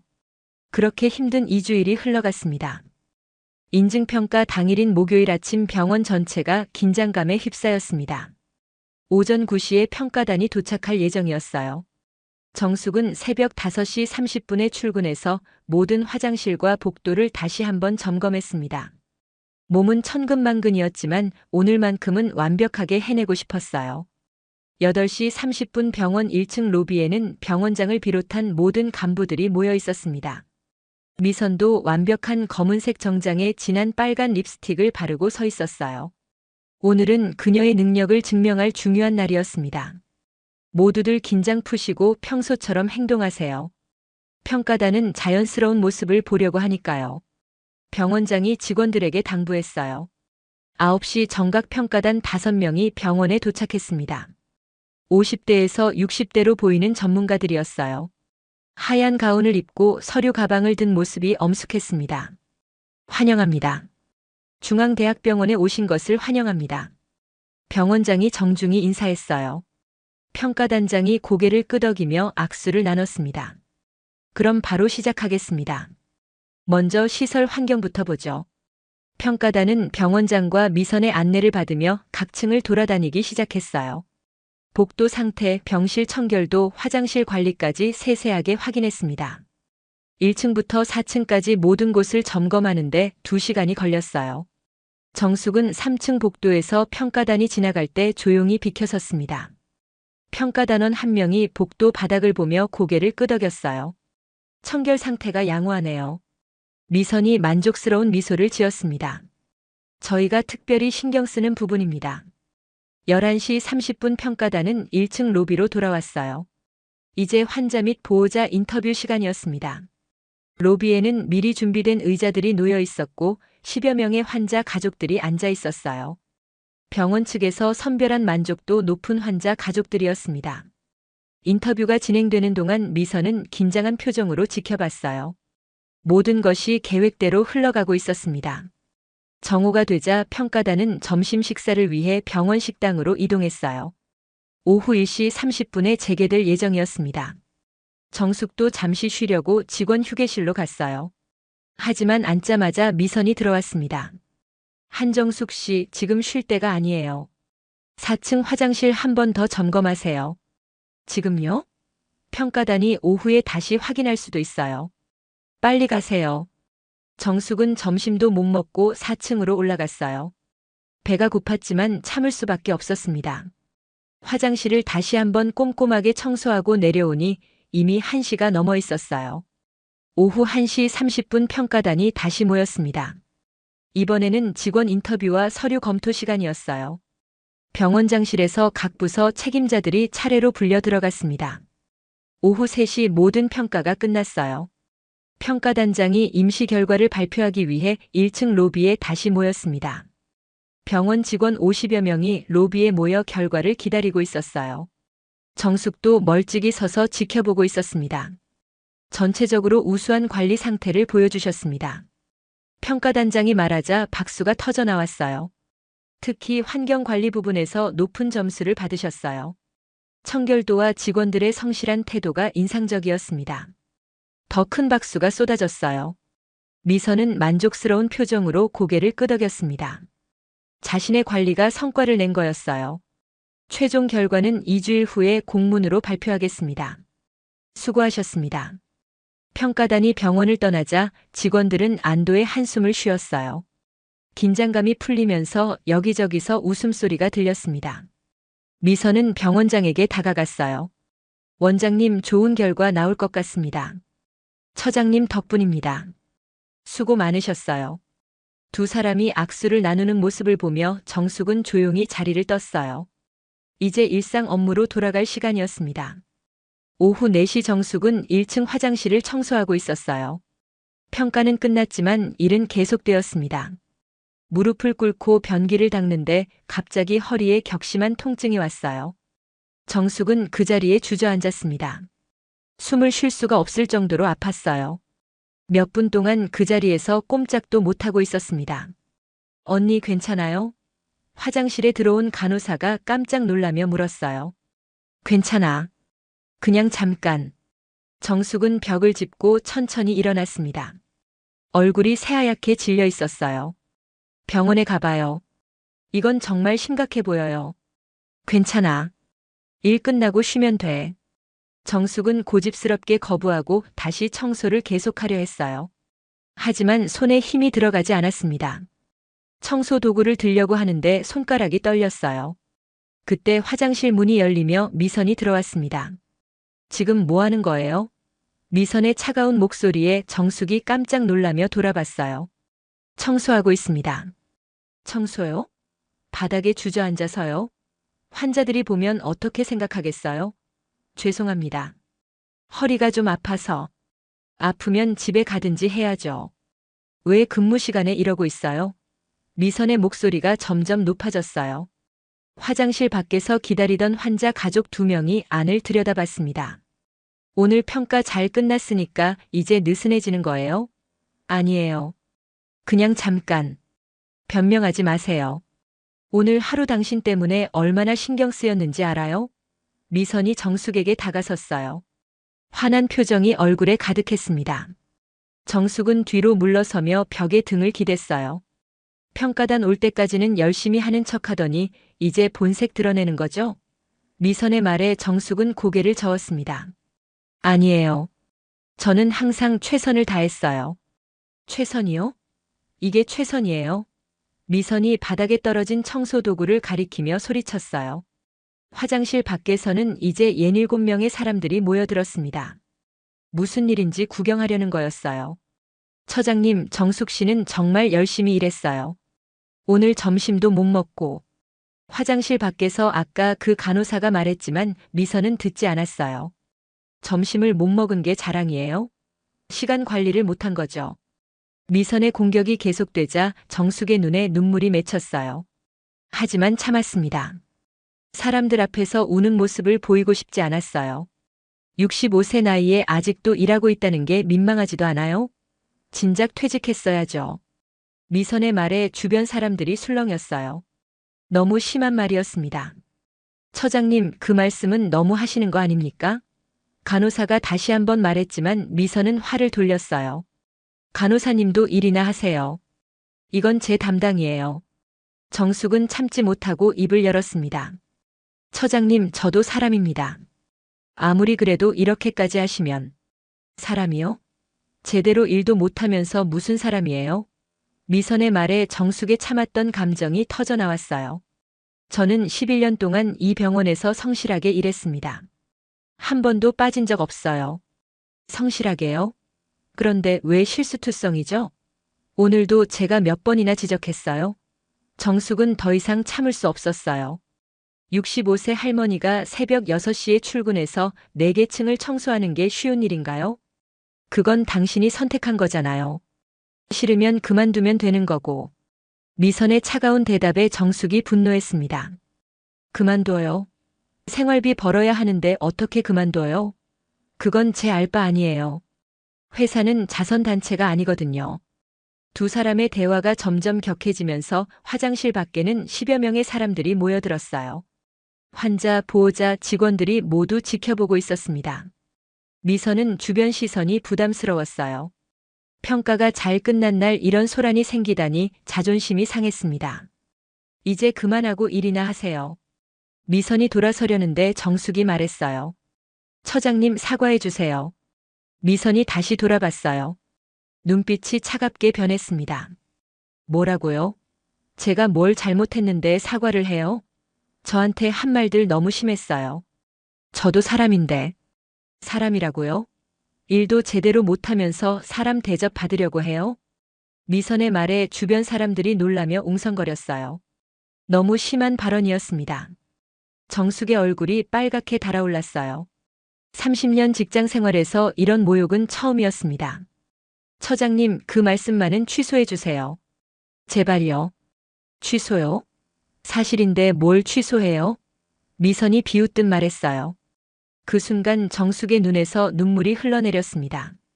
더 이상 참을 수 없었어요. 제가 뭘 그렇게 잘못했나요? 새벽부터 밤까지 일하면서 최선을 다했는데. 최선이요? 웃기지 마세요. 미선이 손가락으로 정숙을 가리키며 말했어요. 이런 식으로 해야 정신을 차리시겠어요? 그 순간 미선의 손이 번개처럼 올라갔습니다. 짝! 정숙의 오른쪽 뺨에 손바닥이 그대로 날아갔어요. 병원 1층 로비까지 울려 퍼지는 소리에 모든 사람들이 얼어붙었습니다. 정숙은 뺨을 감싸 쥔 채 그 자리에 서 있었어요. 믿을 수 없다는 표정이었습니다. 주변에 있던 10여 명의 사람들도 모두 충격에 빠졌어요. 65세 할머니를 때리는 장면을 목격한 거였습니다. 이게 바로 현장 교육입니다. 미선이 당당하게 말했어요. 마치 자신의 행동이 정당하다는 듯 고개를 들고 있었습니다. 주변 사람들은 말을 잃었어요. 너무나 충격적인 광경이었습니다. 정숙의 눈에서는 눈물이 주르륵 흘러내렸어요. 뺨이 화끈거렸고 심장이 두근거렸습니다. 30년 직장 생활에서 이런 수치를 당한 적은 처음이었어요. 처장님, 이건 너무 하시는 거 아닙니까? 한 간호사가 용기를 내어 말했지만 미선은 쳐다보지도 않았어요. 교육적 차원에서 한 일이에요. 문제 있어요? 주변 사람들은 분노했지만 감히 나서지 못했어요. 병원 고위 간부의 권력 앞에서는 모두가 무력했습니다. 그때 화장실 입구로 작은 인형이 나타났어요. 분홍색 원피스를 입고 작은 가방을 맨 서연이었습니다. 학교가 일찍 끝나서 할머니를 데리러 온 거였어요. 서연이는 복도를 따라 걸어오다가 화장실 앞에 모인 사람들을 보고 발걸음을 멈췄습니다. 사람들 사이로 할머니가 뺨을 감싸 쥐고 우는 모습이 보였어요. 할머니. 서연이가 작은 목소리로 불렀어요. 정숙이 고개를 돌려 손녀를 봤습니다. 서연이의 눈에는 벌써 눈물이 가득했어요. 할머니. 서연이가 울음을 터뜨리며 할머니에게 달려갔습니다. 사람들을 해치고 할머니 품에 안겼어요. 왜 할머니를 때려요? 할머니는 잘못한 게 없는데. 서연이의 절규가 복도에 울렸어요. 주변 사람들의 눈가가 촉촉해졌습니다. 9살 아이가 할머니가 맞는 장면을 목격한 거였어요. 미선은 서연이를 내려다보며 짜증스러운 표정을 지었어요. 또 아이를 데려왔네요. 몇 번을 말해야 알아들어요? 정숙은 서연이를 꼭 안으며 고개를 숙였습니다. 죄송합니다. 앞으로 조심하겠습니다. 조심이 아니라 아예 데려오지 마세요. 직장과 가정을 분리하라니까요. 미선의 지적에 서연이가 할머니를 더 꽉 껴안았어요. 작은 몸을 떨고 있었습니다. 아저씨, 아줌마들 도와주세요. 서연이가 주변 사람들을 향해 외쳤어요. 할머니가 맞았어요. 하지만 사람들은 어찌할 바를 모르며 서 있을 뿐이었습니다. 미선의 권력 앞에서는 아무도 감히 나서지 못했어요. 정숙은 서연이를 달래려 했지만 목소리가 나오지 않았어요. 목이 메어서 말을 할 수가 없었습니다. 무엇보다 손녀가 이 모든 걸 지켜보고 있다는 사실이 가슴을 아프게 했어요. 이제 알겠죠? 앞으로 이런 일 없도록 하세요. 미선이 마지막으로 경고하고 화장실을 나갔어요. 하이힐 소리가 복도에 울리며 멀어져 갔습니다. 주변 사람들도 하나둘 흩어졌어요. 도와주고 싶었지만 어떻게 해야 할지 몰랐던 거였습니다. 화장실에는 정숙과 서연이만 남았어요. 할머니는 손녀를 안고 조용히 울었습니다. 서연이도 할머니 품에서 함께 울었어요. 오후 5시 병원 주차장 한쪽에 검은색 세단이 조용히 들어섰습니다. 차에서 내린 사람은 이준호였습니다. 오늘은 오후 회의가 일찍 끝나서 평소보다 2시간 일찍 퇴근한 거였어요. 180cm의 키에 검은색 정장을 입은 그는 병원 입구로 걸어가고 있었습니다. 장모를 집까지 태워다 드리려고 온 거였어요. 요즘 장모의 상태가 너무 안 좋아 보여서 걱정이 되었거든요. 병원 로비를 지나 직원 사무실로 가는 복도를 걷는데 저쪽에서 사람들이 웅성거리는 소리가 들렸습니다. 준호는 발걸음을 멈추고 귀를 기울였어요. 저 할머니 진짜 불쌍하다. 처장이 너무 심한 거 아니야? 맞아. 공개적으로 때리다니. 그것도 9살 손녀 앞에서. 준호의 표정이 굳었어요. 할머니? 9살 손녀? 불길한 예감이 들었습니다. 준호는 사람들이 흩어지는 쪽으로 걸어갔어요. 화장실 앞에 도착했을 때 안에서 울음소리가 들렸습니다. 익숙한 목소리였어요. 서연이의 울음소리였습니다. 준호는 급히 화장실 안으로 들어갔어요. 정숙이 서연이를 안고 바닥에 주저앉아 있었습니다. 두 사람 모두 울고 있었어요. 어머님. 준호의 낮은 목소리에 정숙이 고개를 들었습니다.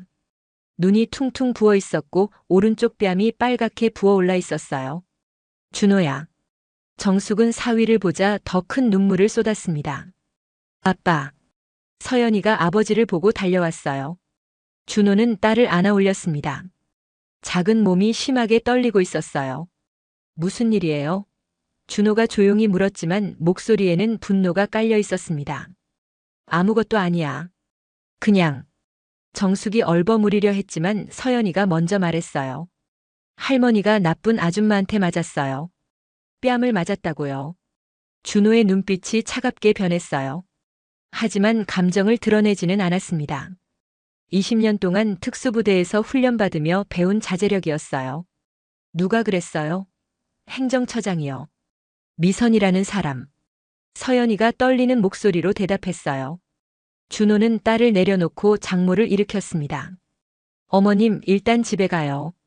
준호야, 미안해. 내가 잘못해서. 어머님 잘못 아니에요. 가요. 준호는 장모의 팔을 부축하며 화장실을 나왔어요. 복도에는 아직 몇몇 사람들이 남아서 수군거리고 있었습니다. 준호를 보자 사람들이 조용해졌어요. 그의 분위기가 심상치 않았거든요. 주차장으로 가는 동안 준호는 한마디도 하지 않았습니다. 정숙과 서연이를 차에 태우고 조용히 운전을 시작했어요. 차 안은 정적이 흘렀습니다. 서연이만 가끔 흐느끼는 소리를 냈어요. 집에 도착해서도 준호는 침착했습니다. 어머님, 일단 좀 쉬세요. 제가 저녁 준비할게요. 고마워, 준호야. 정숙은 방으로 들어가 문을 닫았어요. 혼자 있고 싶었습니다. 준호는 서연이를 거실 소파에 앉혔어요. 딸의 눈가를 닦아주며 조용히 물었습니다. 서연아, 아빠한테 정확히 무슨 일이 있었는지 말해줄 수 있어? 서연이는 잠시 망설이다가 오늘 본 모든 것을 이야기하기 시작했어요. 강미선이 할머니에게 소리를 지른 것, 사람들 앞에서 모욕을 준 것, 그리고 뺨을 때린 것까지 모든 걸 말했습니다. 9살 아이의 목소리는 떨리고 있었지만 또렷하게 증언했어요. 준호는 딸의 이야기를 들으며 주먹을 꽉 쥐었습니다. 손등에 핏줄이 붉어져 나왔어요. 하지만 표정은 변하지 않았습니다. 딸 앞에서 분노를 드러낼 수 없었거든요. 서연아, 잘 말해줘서 고마워. 아빠가 해결할게. 정말요? 할머니 도와줄 수 있어요? 물론이지. 아빠가 약속할게. 준호가 딸을 꼭 안아주었어요. 작은 몸이 아빠 품에서 조금씩 진정되어 갔습니다. 저녁 6시 준호는 간단하게 식사를 준비했어요. 하지만 세 사람 모두 제대로 먹지 못했습니다. 정숙은 방에서 나오지 않았고 서연이는 입맛이 없었어요. 준호도 마찬가지였습니다. 식사를 마친 후 준호는 서연이를 재웠어요. 평소보다 일찍 잠자리에 들게 했습니다. 오늘 충격이 컸으니 푹 쉬어야 했어요. 서연아, 내일부터는 학교 끝나고 집에서 기다려. 할머니 병원에 데리러 가지 말고. 왜요? 할머니 혼자 오시면 위험한데. 아빠가 모시고 올게. 당분간은 그렇게 하자. 알겠어요. 서연이가 고개를 끄덕였어요. 아빠를 믿는 눈빛이었습니다. 밤 8시 서연이를 재운 후 준호는 서재로 들어갔어요. 책상에 앉아 노트북을 켰습니다. 먼저 병원 홈페이지에서 강미선의 정보를 확인했어요. 행정처장 강미선 41세 명문대 병원행정학과 졸업 병원 경영 효율화 전문가라는 소개가 있었습니다. 준호는 그녀의 사진을 확대해서 봤어요. 차가운 눈매와 얇은 입술이 인상적이었습니다. 이 사람이구나. 준호는 휴대폰을 꺼내 전화를 걸었어요. 첫 번째 전화는 707 특임대 시절 함께 근무했던 후배에게였습니다. 나야. 지금 통화 가능해? 형님, 물론이죠. 무슨 일이세요? 후배의 목소리가 밝았어요. 현재 보안업체를 운영하고 있는 30대 후반의 전역 군인이었습니다. 부탁이 하나 있어. 병원 CCTV 영상 좀 확보할 수 있어? 어느 병원인데요? 중앙대학병원. 오늘 오후 3시에서 4시 사이 1층 화장실 앞 영상이 필요해. 후배는 잠시 침묵했어요. 형님, 무슨 일 있으세요? 목소리가 심상치 않은데. 장모님이 병원 직원한테 폭행당했어. 뭐라고요? 후배의 목소리가 높아졌습니다. 조용히 처리하고 싶어.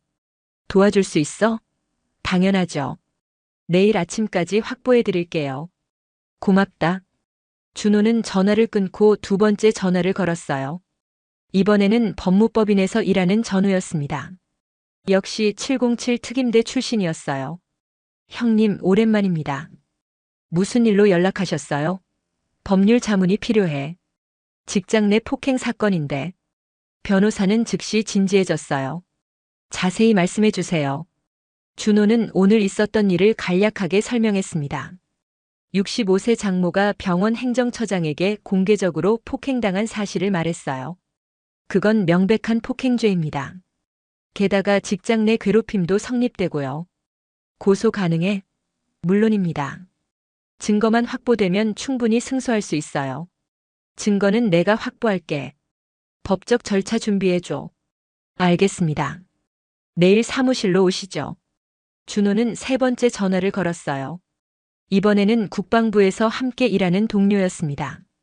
707 출신은 아니었지만 신뢰할 수 있는 사람이었어요. 준호 형, 무슨 일이에요? 이 시간에 전화하시다니. 병원 내부 정보가 필요해. 어느 병원이요? 중앙대학병원. 행정처장 강미선이라는 사람에 대한 정보. 동료는 잠시 생각하더니 대답했어요. 제 친구가 그 병원 내과 의사예요.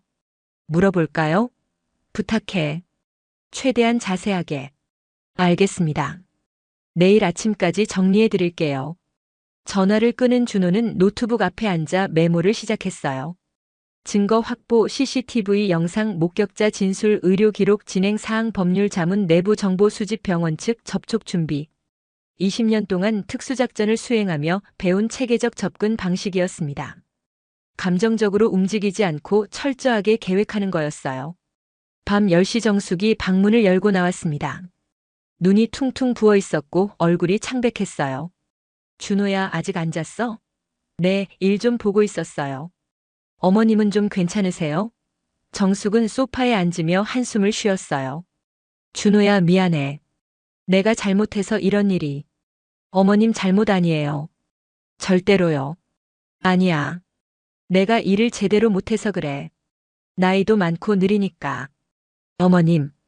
준호가 장모 옆에 앉으며 말했어요. 어머님이 얼마나 성실하게 일하시는지 저는 알아요. 잘못은 절대 어머님께 있지 않아요. 정숙의 눈에서 다시 눈물이 흘렀어요. 하지만 오늘 일은 내 탓이야. 화를 냈으니까. 그래서 맞은 거야. 준호의 주먹이 꽉 쥐어졌습니다. 하지만 목소리는 차분하게 유지했어요. 어머님, 누구도 다른 사람을 때릴 권리는 없어요. 이유가 무엇이든 폭력은 정당화될 수 없어요. 정숙은 고개를 저었습니다. 하지만 준호야, 이 일로 소란 피우고 싶지 않아. 그냥 조용히 지나갔으면 좋겠어. 어머님 뜻은 존중해요. 하지만 최소한의 조치는 필요해요. 무슨 조치? 법적인 거? 아니에요. 그냥 병원 측에 사실을 알리는 거예요. 정식으로요. 정숙은 망설였어요. 병원에 알리면 더 큰 문제가 될까봐 걱정되었습니다. 준호야, 그러면 내가 일자리 잃을 수도 있어. 그럼 저희 집에서 편히 쉬세요. 제 수입으로 충분히 살 수 있어요. 안 돼. 나는 일하고 싶단다. 준호는 장모의 완고함을 알고 있었어요. 그래서 다른 접근을 시도했습니다. 그럼 이렇게 해요. 제가 조용히 병원 측과 얘기해 볼게요. 어머님 일자리는 지키면서 재발 방지 약속만 받는 거예요. 정말? 그게 가능해? 제가 해볼게요. 믿어주세요. 정숙은 사위를 바라봤어요.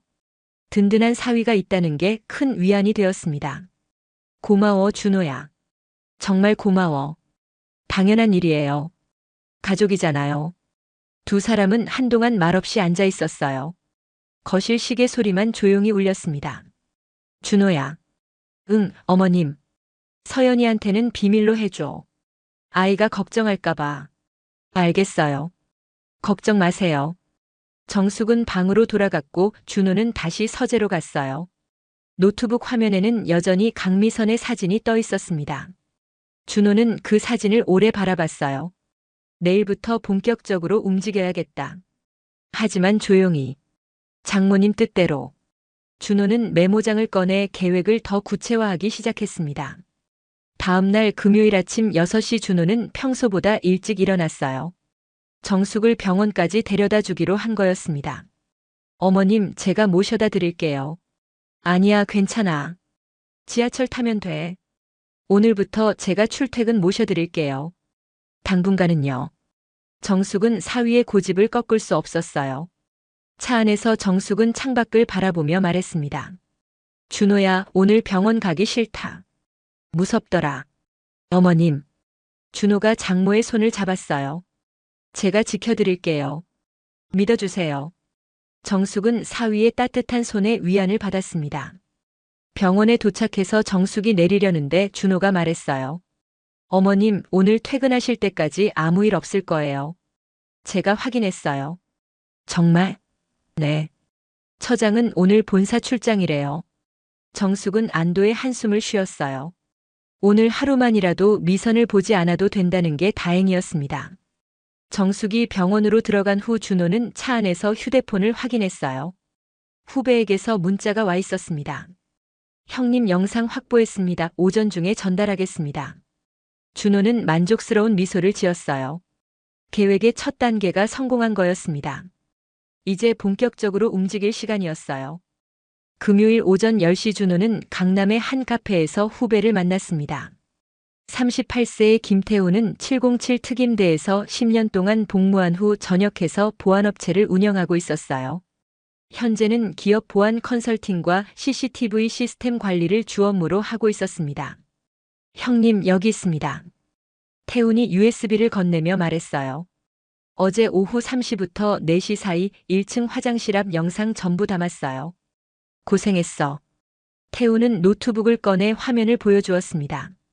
영상에는 강미선이 화장실로 들어가는 장면부터 시작해서 정숙과 대치하는 모습, 그리고 뺨을 때리는 장면까지 모두 담겨 있었어요. 음성도 선명하게 녹음되어 있었습니다. 준호는 영상을 조용히 시청했어요. 미선이 정숙에게 소리를 지르는 장면을 볼 때 주먹이 저절로 쥐어졌습니다. 하지만 표정은 변하지 않았어요. 형님, 이건 명백한 폭행이에요. 고소하시는 게 맞아요. 알아. 근데 장모님이 조용히 해결하고 싶어 하셔서. 그래도 이 정도면 병원 측에서 가만히 있지 못할 거예요. 준호는 USB를 받아 가방에 넣었습니다. 그리고 추가로 부탁할 게 있어. 뭐든지 말씀하세요. 이 병원 직원들 중에 목격자 있을 거야. 익명으로 진술받을 수 있어? 태우는 잠시 생각하더니 고개를 끄덕였어요. 가능해요. 제가 아는 조사 전문가가 있거든요. 부탁해. 최대한 많이 확보해줘. 알겠습니다. 이틀 안에 정리해 드릴게요. 두 사람은 커피를 마시며 작전을 논의했어요. 20년 동안 함께 훈련받고 작전을 수행했던 전우들이었기에 말이 필요 없었습니다. 형님, 제가 보기엔 이거 단순 폭행이 아니에요. 지속적인 괴롭힘의 결과물이거든요. 나도 그렇게 봐. 장모님 얘기 들어보니 3달 전부터 계속되었더라고. 그럼 직장 내 괴롭힘으로 확대할 수 있어요. 처벌도 더 강해지고요. 태훈의 말에 준호는 고개를 끄덕였습니다. 증거 더 모아야겠네. 제가 도와드릴게요. 707 선후배들한테도 연락해 볼까요? 고맙다. 하지만 너무 크게 버리지는 말자. 조용히 처리하는 게 목표니까. 알겠습니다. 오후 2시 준호는 법무법인 사무실을 방문했습니다. 강남역 근처 고층 빌딩 15층에 위치한 곳이었어요. 변호사 박진수는 40대 초반으로 707 특임대 출신이었습니다. 전역 후 로스쿨을 나와 변호사가 된 케이스였어요. 형님, 어서 오세요. 진수가 반갑게 맞이했습니다. 사무실은 깔끔하게 정돈되어 있었고 벽면에는 각종 상장들이 걸려 있었어요. 이게 문제의 영상이야. 준호가 USB를 건넸습니다. 진수는 노트북에 연결해서 영상을 재생했어요. 3분짜리 영상을 끝까지 본 후 그는 심각한 표정을 지었습니다. 이건 확실한 폭행죄예요. 게다가 다수의 목격자 앞에서 발생했으니 증거 능력도 충분하고요. 고소하면 이길 수 있어? 100% 승소 가능해요. 영상도 있고 목격자도 있고요. 진수는 서류를 꺼내며 설명을 계속했어요. 폭행죄로만 가면 벌금형이나 집행유예 정도일 거예요. 하지만 직장 내 괴롭힘까지 입증하면 더 무거운 처벌이 가능해요. 직장 내 괴롭힘 입증하려면 지속성과 반복성을 증명해야 해요. 3달 이상 계속되었다는 증거가 필요하죠. 준호는 가방에서 메모장을 꺼냈어요. 거기에는 정숙에게서 들은 내용들이 정리되어 있었습니다. 석 달 전부터 업무량이 2배로 늘었어요. 새벽 6시 출근 강요하고 화장실 청소까지 추가했대요. 그것만으로도 충분해요. 추가로 동료 직원들 진술 받으면 완벽하죠. 진수가 고개를 끄덕이며 말했습니다. 준호는 잠시 생각에 잠겼어요. 진수야, 나는 형사 고소보다 병원 측 자체 조치를 원해. 장모님이 일자리 잃지 않는 선에서요. 진수는 이해한다는 표정을 지었어요. 그럼 병원 측과 협상하는 거네요. 증거를 무기로요. 맞아. 가해자 처벌과 재발 방지 약속만 받으면 돼. 가능해요.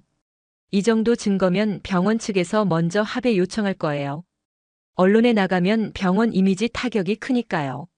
두 사람은 1시간 동안 구체적인 전략을 논의했어요. 병원장과의 면담 시나리오, 요구사항 정리, 합의 조건 등을 세밀하게 계획했습니다. 형님, 제가 동행할까요? 변호사 자격으로요. 아니야. 처음에는 내가 혼자 가는 게 나을 것 같아. 너무 공식적으로 보이면 병원 측이 방어적으로 나올 수 있거든. 알겠어요. 필요하시면 언제든 연락 주세요. 오후 5시 준호는 국방부 동료를 만났습니다. 광화문의 한 음식점에서였어요. 40대 중반의 이상우는 국방부 정책실에서 근무하고 있었습니다. 준호 형, 제 친구한테 물어봤어요. 상훈이 서류 봉투를 건네며 말했어요. 중앙대학병원 내부 사정 정리해 왔습니다. 고마워. 뭐가 나왔어? 강미선 행정처장에 대한 평가가 엇갈려요. 능력은 인정받지만 인간성은 최악이래요. 준호는 서류를 펼쳐봤어요. 거기에는 강미선의 경력과 함께 병원 내부 평가가 정리되어 있었습니다.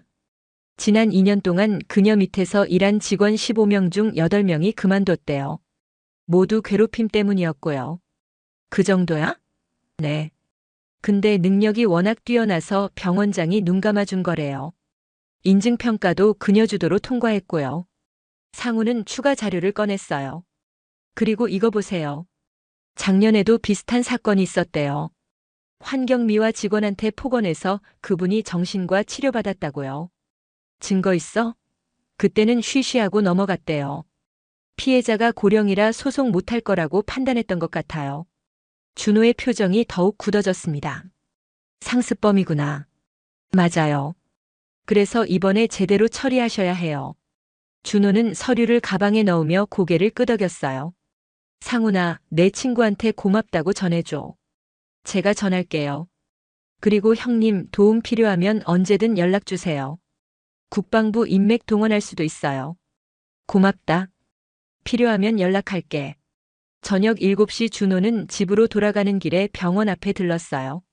정숙을 태우러 온 거였습니다. 어머님, 오늘 어떠셨어요? 괜찮았어. 처장님이 출장 가셔서 편했단다. 준호는 장모가 조금 밝아진 얼굴을 보며 안심했어요. 차 안에서 준호가 조심스럽게 물었습니다. 어머님, 혹시 다른 직원분들도 처장한테 비슷한 일 겪으셨어요? 그럼. 다들 힘들어해. 특히 나이 많은 직원들은 더하지. 누가 제일 심하게 당했어요? 작년에 그만둔 김순자 씨가 제일 심했어. 우울증까지 왔다고 하더라. 그분 연락처 알아요? 응, 알아. 가끔 연락하거든. 준호는 메모를 했어요. 또 다른 피해자의 존재를 확인한 거였습니다. 토요일 아침 준호는 일찍 일어나 서재로 갔어요. 책상 위에는 지난 이틀 동안 모은 자료들이 쌓여 있었습니다. CCTV 영상, USB 목격자 진술서, 초안병원 내부 자료, 법률 자문 의견서, 이전 피해자 정보. 준호는 이 자료들을 정리하기 시작했어요. 하나의 파일로 만들어서 병원장에게 제출할 계획이었습니다. 오전 10시 태훈에게서 전화가 왔어요. 형님, 목격자 진술 5건 확보했어요. 모두 익명 처리했고요. 고생했어. 이메일로 보내줘. 알겠습니다. 그리고 형님, 추가 정보 하나 더 있어요. 뭔데? 그 처장 다음 달 승진 대상자래요. 이번 인증평가 성공으로 본부 이사 자리 노리고 있대요. 준호는 미소를 지었어요. 그럼 더 급한 건 병원 측이겠네. 맞아요. 스캔들 터지면 승진 물 건너가니까요. 오후 2시 준호는 모든 자료를 정리 완료했어요. 총 40페이지짜리 보고서였습니다. 제목은 직장 내 괴롭힘 및 폭행 사건 조사 보고서였어요. 차례대로 사건 개요, 증거 자료, 목격자 진술, 법률 검토, 이전 사례, 요구 사항이 정리되어 있었습니다. 마지막 페이지의 요구 사항에는 3가지가 적혀 있었어요. 1. 가해자 강미선 즉시 직위 해제 및 징계. 2. 피해자 한정숙 보호 및 근무 환경 개선. 3. 재발 방지 대책 수립 및 시행. 준호는 보고서를 다시 한번 검토했습니다. 빠진 게 없는지 확인하고 USB에 저장했어요. 이제 병원장과 면담할 준비가 끝난 거였습니다. 일요일 오후 준호는 정숙과 서연이를 데리고 공원에 갔어요. 정숙의 기분 전환을 위해서였습니다. 세 사람은 산책로를 따라 천천히 걸었어요. 할머니, 기분 좀 나아지셨어요? 서연이가 할머니 손을 잡으며 물었습니다. 응, 우리 서연이 덕분에 많이 나아졌어. 정숙은 손녀를 보며 미소 지었어요. 아이의 순수한 미소가 위안이 되었습니다. 벤치에 앉아 쉬면서 준호가 말했어요. 어머님, 내일 병원장님께 말씀드리려고 해요. 준호야, 그러면 일 못하게 될까봐 걱정돼. 걱정 마세요. 제가 어머님 일자리는 꼭 지켜드릴게요. 정말? 네. 약속드려요. 정숙은 사위를 믿기로 했어요. 이제까지 준호가 한 약속을 어긴 적이 없었으니까요. 월요일 아침 준호는 정장을 차려입고 병원으로 향했습니다. 가방 안에는 USB와 보고서가 들어있었어요. 오전 9시 병원 원장실 비서에게 전화를 걸었습니다. 안녕하세요. 원장님과 면담 약속을 잡고 싶은데요. 어떤 용건이신가요? 중요한 내부 문제에 대해 논의하고 싶습니다. 한정숙 씨 가족입니다. 비서는 잠시 망설이다가 대답했어요. 잠시만 기다려주세요. 2분 후 비서에게서 연락이 왔습니다. 오늘 오후 2시에 시간 되시나요? 가능합니다. 그럼 그때 뵙겠습니다. 준호는 전화를 끊고 시계를 봤어요. 5시간 후였습니다.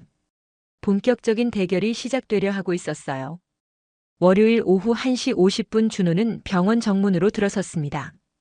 검은색 정장에 짙은 남색 넥타이를 맨 모습이 단정했어요. 가방 안에는 준비한 모든 자료가 들어 있었습니다. 1층 안내 데스크를 지나 엘리베이터를 탔어요. 5층 원장실 층으로 올라가는 동안 준호는 침착함을 유지했습니다. 20년 동안 수많은 작전을 수행하며 단련된 정신력이었어요. 5층에 도착하니 원장실 비서가 기다리고 있었습니다. 이준호 씨 되시죠? 네, 맞습니다. 이쪽으로 오세요.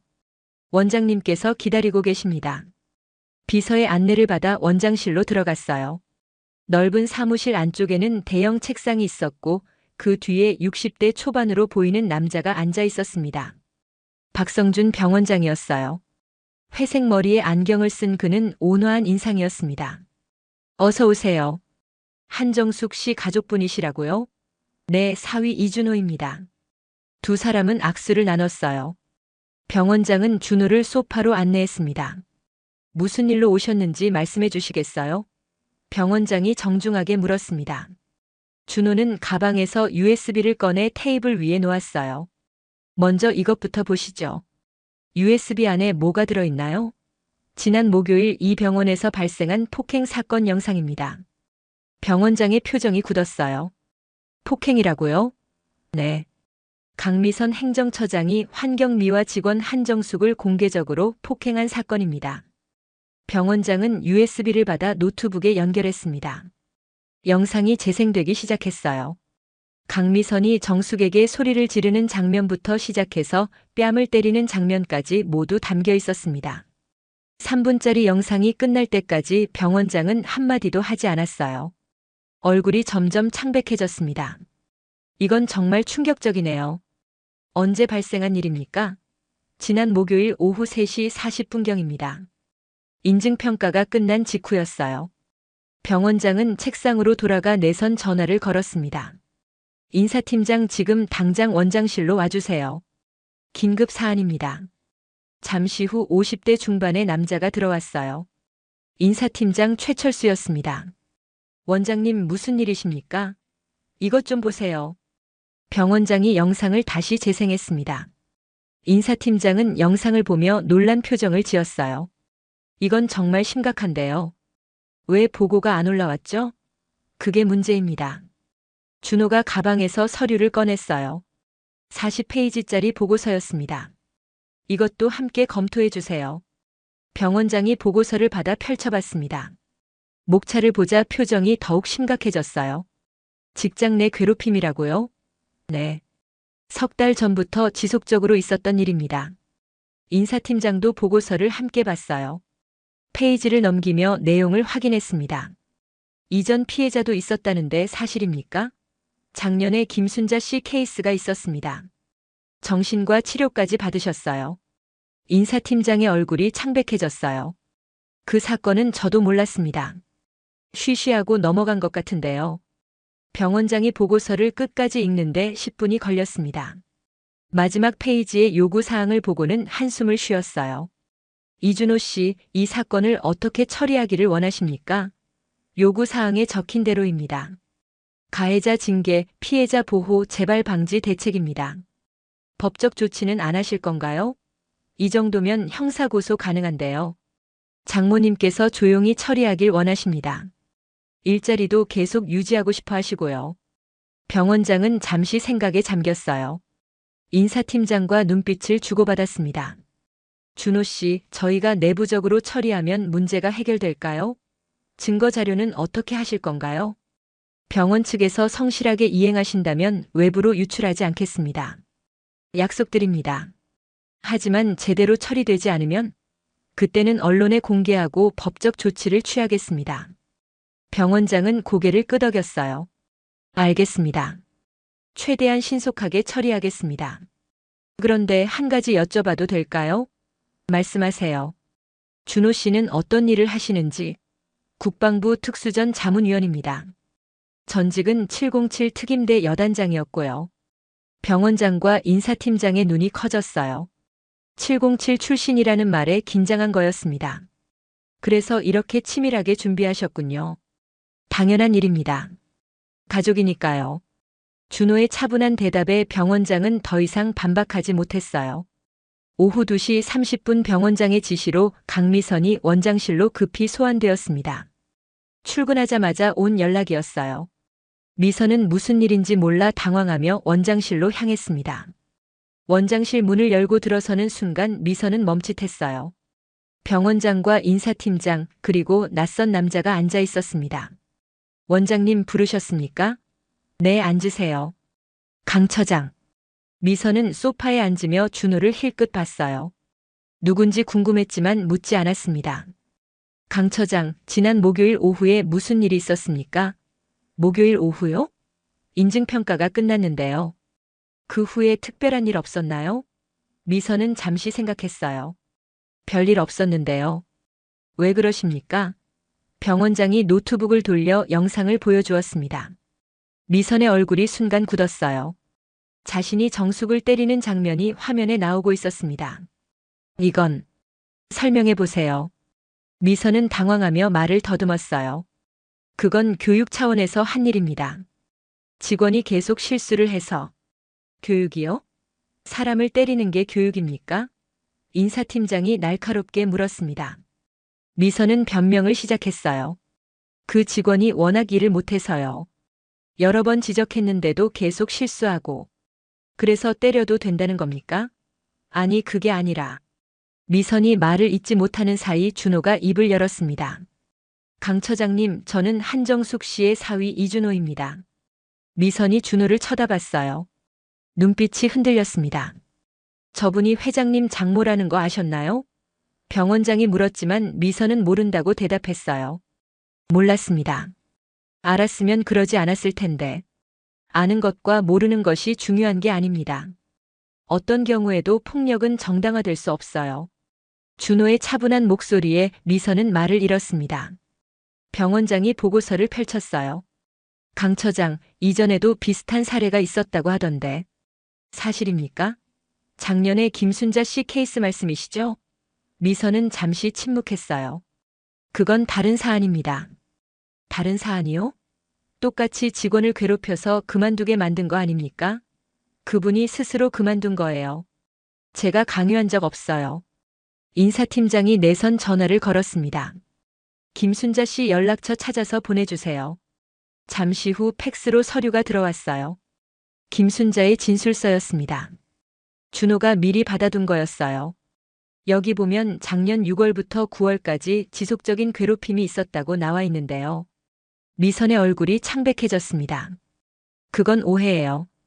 제가 업무 지시를 했을 뿐인데 새벽 5시 출근 강요하고 혼자 3개층 청소시킨 게 정상적인 업무 지시입니까?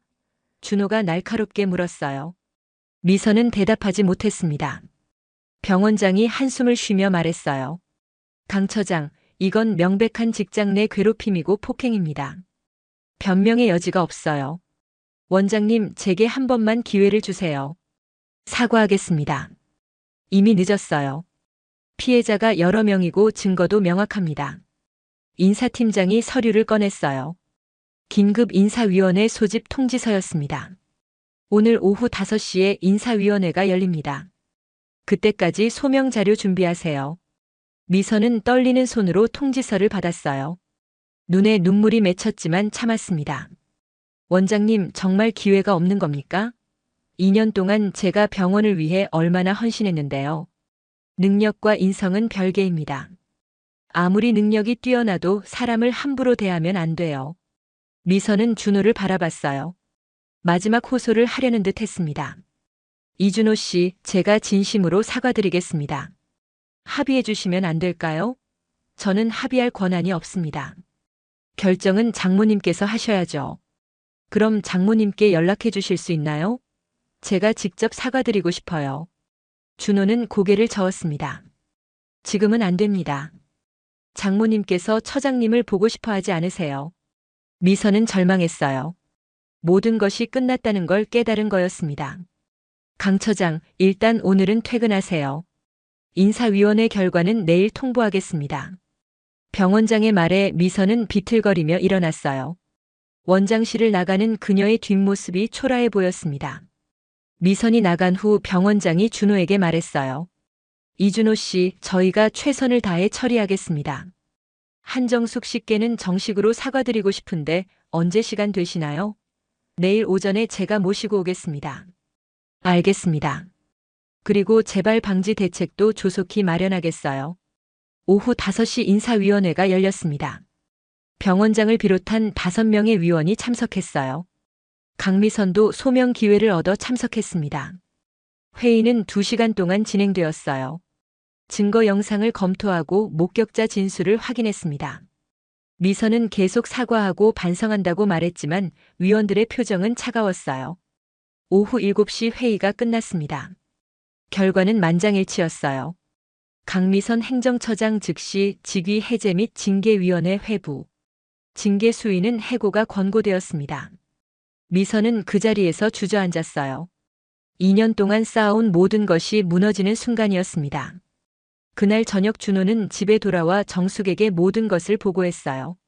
어머님, 처장은 내일부터 출근 정지됩니다. 징계위원회에서 최종 결정 나면 해고될 거예요. 정말? 그럼 나는? 어머님은 계속 일하실 수 있어요. 병원장님께서 정식으로 사과하고 싶어 하세요. 정숙은 안도의 한숨을 쉬었어요. 일자리를 지킬 수 있다는 게 가장 큰 안심이었습니다. 준호야, 정말 고마워. 나 혼자서는 절대 못했을 일이야. 당연한 일이에요. 가족이잖아요. 두 사람은 오랫동안 말없이 앉아 있었어요. 힘들었던 시간이 드디어 끝나가고 있었습니다. 화요일 아침 10시 준호는 정숙을 모시고 병원 원장실을 다시 방문했습니다. 정숙은 긴장한 표정이었지만 사위가 옆에 있어 마음이 든든했어요. 원장실 문을 열고 들어서자 박성준 병원장이 일어나 맞이했습니다. 한정숙 씨, 어서 오세요. 정숙은 어색하게 인사했어요. 11년 동안 병원에서 일했지만 원장실에 온 건 처음이었습니다. 먼저 정식으로 사과드립니다. 병원장이 깊숙이 고개를 숙였어요. 90도 각도로 10초 동안 유지한 사과였습니다. 저희 병원에서 이런 일이 발생한 것에 대해 책임을 통감합니다. 원장님, 고개 드세요. 정숙이 당황하며 말했습니다. 60대 할머니가 병원장의 사과를 받는다는 게 어색했어요. 한정숙 씨께서 그동안 얼마나 힘드셨을지 짐작이 갑니다. 진심으로 미안합니다. 괜찮습니다. 이제 다 지난 일이에요. 정숙의 너그러운 대답에 병원장은 더욱 미안한 표정을 지었어요. 앞으로 이런 일이 재발하지 않도록 여러 가지 대책을 마련했습니다. 병원장이 서류를 꺼내 보여주었습니다. 재발 방지 대책이라는 제목의 문서였어요. 첫째, 직장 내 괴롭힘 신고센터를 설치하겠습니다. 외부 전문가가 운영하고 익명 신고가 가능합니다. 둘째, 전 직원 대상 인권 교육을 의무화하겠습니다. 분기마다 한 번씩 실시할 예정이에요. 셋째, 환경미화 직원들의 근무 환경을 개선하겠습니다. 업무량 재조정하고 휴게 시간도 보장하겠어요. 넷째, 직원 고충 처리 위원회를 신설하겠습니다. 매월 한 번씩 회의를 열어 직원들의 목소리를 듣겠습니다. 병원장의 설명을 듣던 정숙의 눈가가 촉촉해졌어요. 11년 만에 처음으로 자신들의 목소리가 반영되는 거였습니다. 그리고 한정숙 씨께는 특별히 보상을 드리고 싶습니다. 무슨 보상이요? 먼저 근무 시간을 조정하겠습니다. 오전 8시 출근으로 변경하고 담당 구역도 한 개 층으로 줄이겠어요. 정말요? 그럼 너무 좋은데요. 그리고 월급도 20% 인상하겠습니다. 정규직 전환도 검토 중입니다. 정숙은 믿을 수 없다는 표정을 지었어요. 11년 동안 계약직으로 일했는데 정규직이 될 수 있다니 꿈만 같았습니다. 감사합니다, 원장님. 당연히 해야 할 일입니다. 그동안 소홀했던 점 다시 한번 사과드립니다. 회의가 끝난 후 준호와 정숙은 병원 로비로 나왔어요. 정숙의 얼굴에는 환한 미소가 번져 있었습니다. 준호야, 꿈 같아. 정말 이런 일이 일어날 줄은 몰랐어. 어머님께서 받으실 자격이 있으세요. 성실하게 일하신 대가예요. 두 사람은 병원 앞 벤치에 앉았어요.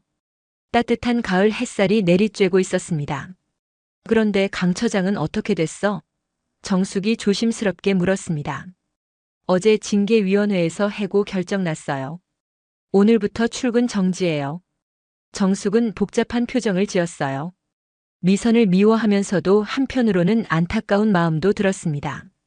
그 사람도 가족이 있을 텐데. 어머님 마음은 이해해요. 하지만 잘못한 사람은 책임을 져야 해요. 그래야 다시는 이런 일이 안 생기니까요. 준호의 말에 정숙은 고개를 끄덕였어요. 오후 2시 병원 직원 휴게실에서는 긴급 회의가 열렸습니다. 환경미화팀 전체 직원 12명이 모였어요. 인사팀장이 직접 와서 설명했습니다. 여러분, 앞으로 많은 것이 달라질 겁니다. 먼저 강미선 전 처장은 해고 처분되었습니다. 직원들 사이에서 안도의 한숨이 나왔어요. 그동안 억눌렸던 감정이 터져 나오는 것 같았습니다. 그리고 업무 환경 개선안을 발표하겠습니다. 인사팀장이 자료를 나눠주었어요. 거기에는 구체적인 개선 사항들이 적혀 있었습니다. 첫째, 출근 시간은 오전 7시 30분으로 통일합니다. 새벽 출근은 폐지돼요. 둘째, 담당 구역은 1인당 한 개 층으로 조정합니다. 과도한 업무량은 개선하겠어요. 셋째, 점심시간은 반드시 1시간 보장합니다. 휴게실 사용도 자유롭게 하세요. 넷째, 월급은 전체적으로 15% 인상합니다. 근속 연수에 따라 추가 인상도 검토 중입니다. 직원들의 얼굴이 밝아졌어요. 10년 넘게 바라던 변화가 드디어 이루어지는 거였습니다. 정숙 언니 덕분이에요. 언니가 용기 내주셔서 우리 모두 좋아졌어요. 동료 선영이 정숙의 손을 잡으며 말했습니다. 아니야. 나는 아무것도 안 했어. 사위가 다 해준 거야. 그래도 언니가 견뎌주셨잖아요. 우리의 영웅이에요. 직원들이 박수를 쳤어요. 정숙은 쑥스러워하며 고개를 숙였습니다. 수요일 오전 병원 대강당에서는 전 직원 대상 긴급회의가 열렸습니다. 의사, 간호사, 행정직원, 환경미화 직원까지 200여 명이 모였어요. 병원장이 단상에 올라 마이크를 잡았습니다. 오늘 여러분께 중요한 말씀을 드리기 위해 이 자리를 마련했습니다. 대강당이 조용해졌어요. 모든 직원들이 병원장에게 집중했습니다. 지난주 우리 병원에서 매우 부끄러운 일이 발생했습니다. 직장 내 괴롭힘과 폭행 사건이었어요. 병원장이 사건 개요를 설명하기 시작했어요. 구체적인 내용은 밝히지 않았지만 심각성은 전달했습니다. 이 사건을 계기로 우리 병원은 완전히 새로워질 것입니다. 직급이나 직책과 관계없이 모든 구성원이 존중받는 병원을 만들겠습니다.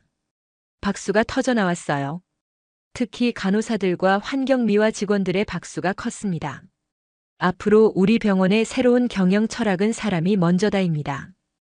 아무리 능력이 뛰어나도 동료를 함부로 대하면 용납하지 않겠어요. 병원장의 선언에 다시 한번 박수가 쏟아졌어요. 회의가 끝난 후 복도에서 정숙은 여러 직원들로부터 격려를 받았습니다. 정숙 씨, 정말 고생 많으셨어요. 용기 내주셔서 감사해요. 간호사들이 다가와 인사했어요. 아니에요. 저는 운이 좋았을 뿐이에요. 운이 아니에요. 정숙 씨가 참지 않고 알리셨기 때문이에요. 정숙은 겸손하게 웃으며 고개를 숙였습니다. 목요일 오후 강미선은 개인 물건을 챙기러 병원에 마지막으로 왔습니다. 평일 오후라 사람들이 적은 시간을 골라온 거였어요. 행정처장실에 들어서니 책상 위에 짐이 정리되어 있었습니다.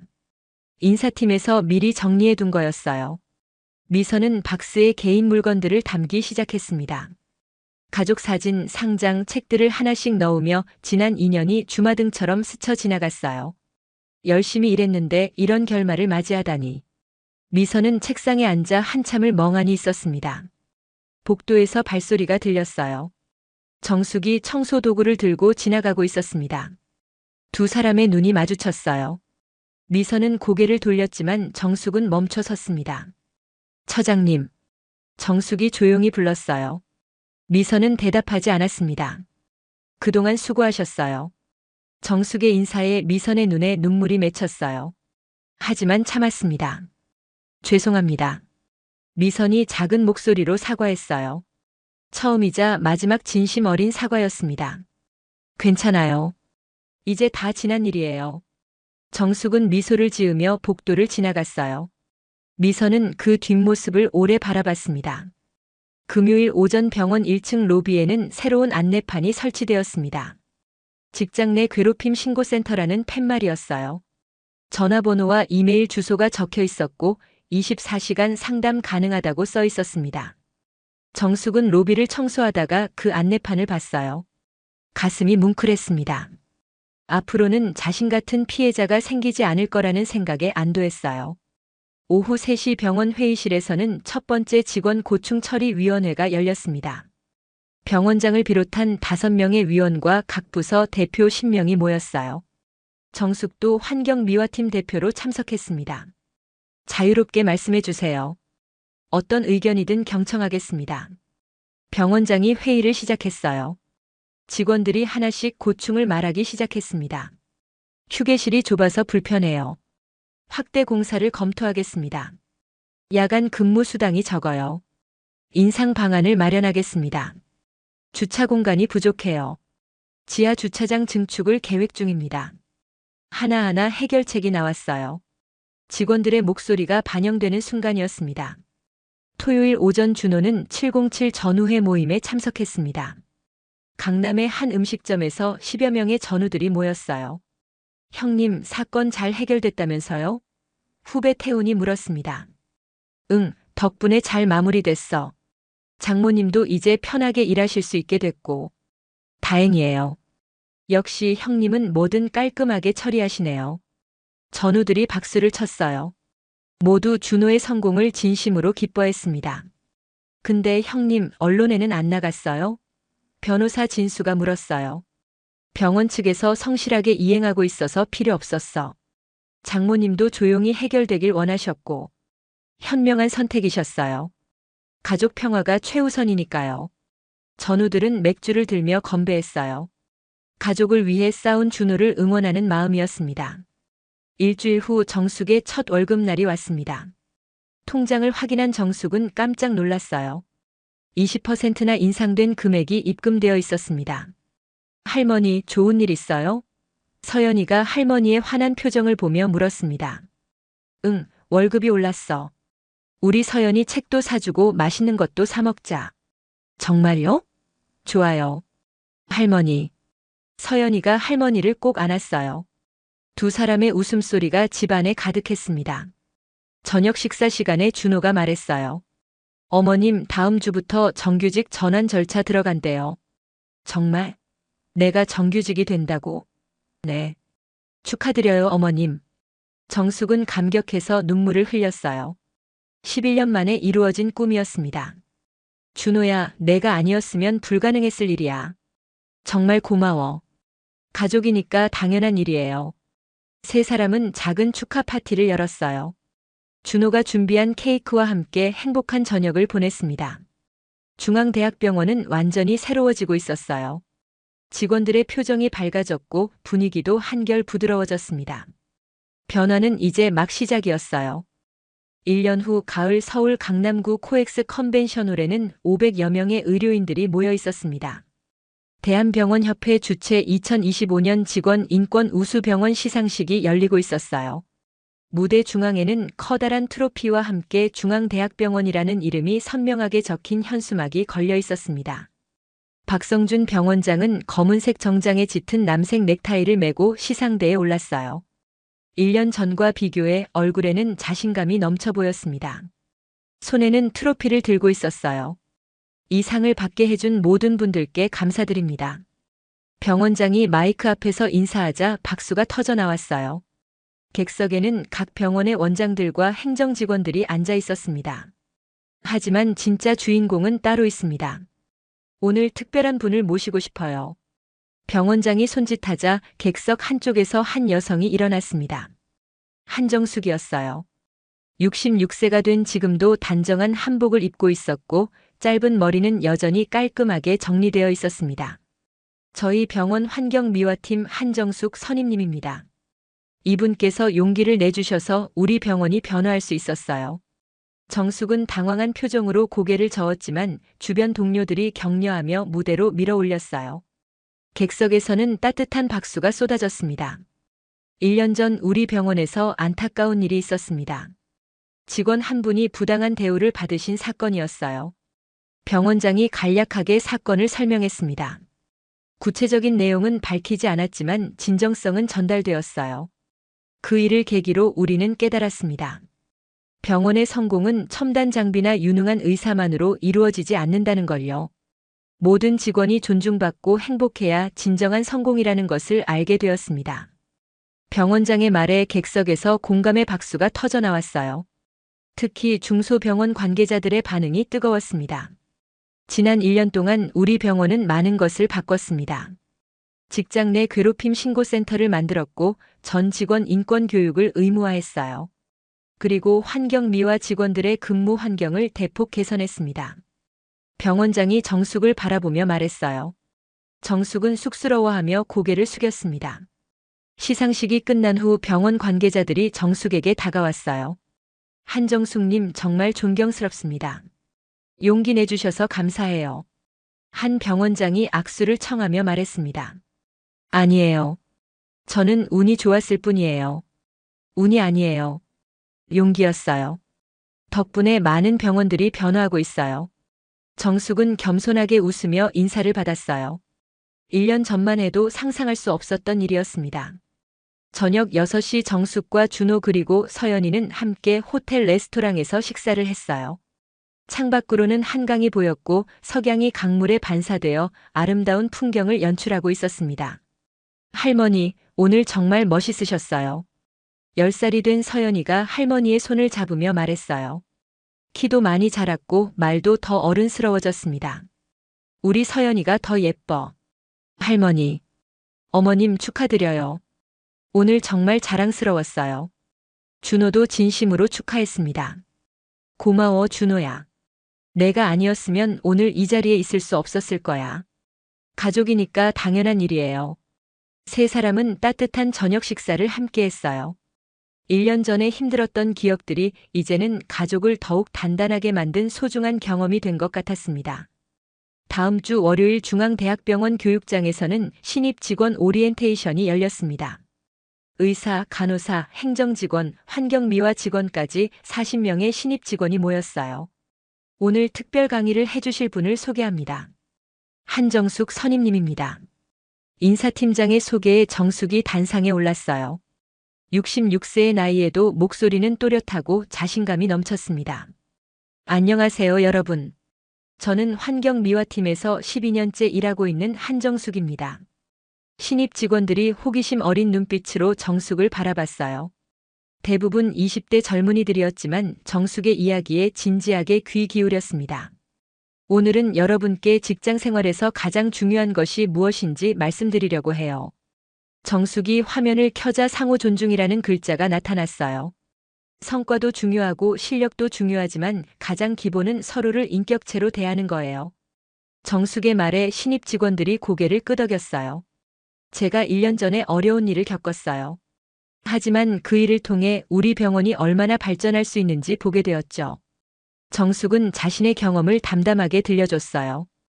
괴롭힘을 당했던 일 그리고 그 이후 병원이 어떻게 변화했는지까지 솔직하게 이야기했습니다. 혹시 여러분도 힘든 일을 당하게 되면 포기하지 마세요. 신고센터도 있고 고충 처리 위원회도 있어요. 우리 병원은 여러분을 보호할 준비가 되어 있습니다. 마지막 말에 신입 직원들이 큰 박수를 보냈어요. 몇몇은 감동받아 눈물을 글썽이기도 했습니다. 강의가 끝난 후 한 신입 간호사가 질문했어요. 선임님, 그런 일을 겪고도 어떻게 이렇게 밝으실 수 있어요? 원망하면 내가 더 힘들어져요. 차라리 용서하고 앞으로 나아가는 게 나아요. 정숙의 대답에 교육장이 조용해졌어요. 66세 할머니의 지혜가 젊은이들의 마음을 울렸습니다. 오후 3시 병원 1층 로비는 여느 때처럼 붐볐어요. 환자들과 보호자들이 오가고 있었습니다. 정숙은 로비 바닥을 청소하고 있었어요. 하지만 1년 전과는 많이 달랐습니다. 출근 시간은 오전 8시였고 담당 구역도 1층 하나뿐이었어요. 점심시간은 1시간이 보장되었고 휴게실도 새로 확장되었습니다. 정숙 선임님 수고하세요. 지나가던 젊은 의사가 인사했어요. 1년 전만 해도 의사들이 환경미화 직원에게 먼저 인사하는 일은 없었습니다. 고맙습니다, 선생님. 정숙은 미소를 지으며 답례했어요. 병원 분위기가 완전히 달라진 거였습니다. 오후 4시 정숙은 청소를 마치고 직원 휴게실로 갔어요. 새로 마련된 휴게실은 이전보다 2배나 넓었습니다. 소파도 편했고 커피 머신도 설치되어 있었어요. 언니, 오늘도 고생하셨어요. 동료 선영이 커피를 건네며 말했습니다. 고마워. 너도 수고했어. 두 사람은 소파에 앉아 커피를 마시며 대화를 나눴어요. 언니, 요즘 병원 분위기 정말 좋아졌죠? 그러게. 1년 전과는 천지 차이야. 모두 언니 덕분이에요. 아니야. 우리 모두의 노력 덕분이지. 휴게실에는 다른 직원들도 하나둘 모여들었어요. 과거처럼 눈치 보지 않고 편하게 쉴 수 있게 된 거였습니다. 퇴근 시간인 오후 5시 정숙은 사물함에서 개인 물건을 꺼냈어요. 1년 전만 해도 초과 근무가 잦았지만 지금은 정시 퇴근이 일상이 되었습니다. 병원 앞 버스 정류장에서는 서연이가 할머니를 기다리고 있었어요. 이제는 초등학교 4학년이 된 서연이는 키도 많이 자랐고 얼굴도 더 성숙해졌습니다. 할머니. 서연이가 달려와 할머니를 안았어요. 우리 서연이, 오늘 학교는 어땠어? 좋았어요. 오늘 선생님이 할머니 이야기 하라고 하셨어요. 할머니 이야기를? 네. 용기 있는 어른에 대해 발표하는 시간이었거든요. 저는 할머니 이야기했어요. 서연이의 말에 정숙이 뿌듯해했어요. 손녀가 자신을 자랑스러워한다는 게 가장 큰 기쁨이었습니다. 친구들이 뭐래? 다들 할머니 멋있다고 했어요. 저도 자랑스러웠고요. 두 사람은 손을 잡고 버스를 기다렸어요. 따뜻한 가을 햇살이 내리쬐고 있었습니다. 저녁 7시 집에서 준호는 서재에 앉아 있었어요. 책상 위에는 신문 기사가 놓여 있었습니다. 중앙대학병원 직원 인권 우수 병원 선정이라는 제목이었어요. 기사에는 병원의 변화 과정이 자세히 소개되어 있었습니다. 준호는 만족스러운 미소를 지었어요. 1년 전 자신이 한 일이 이렇게 큰 변화를 가져올 줄은 몰랐습니다. 아빠, 뭐 보세요? 서연이가 서재로 들어와 물었어요. 할머니 나온 기사야. 보고 싶어? 응. 보여주세요. 준호는 딸을 무릎에 앉히고 함께 기사를 읽었습니다. 아빠, 할머니 정말 대단하죠? 그럼. 우리 할머니가 최고지.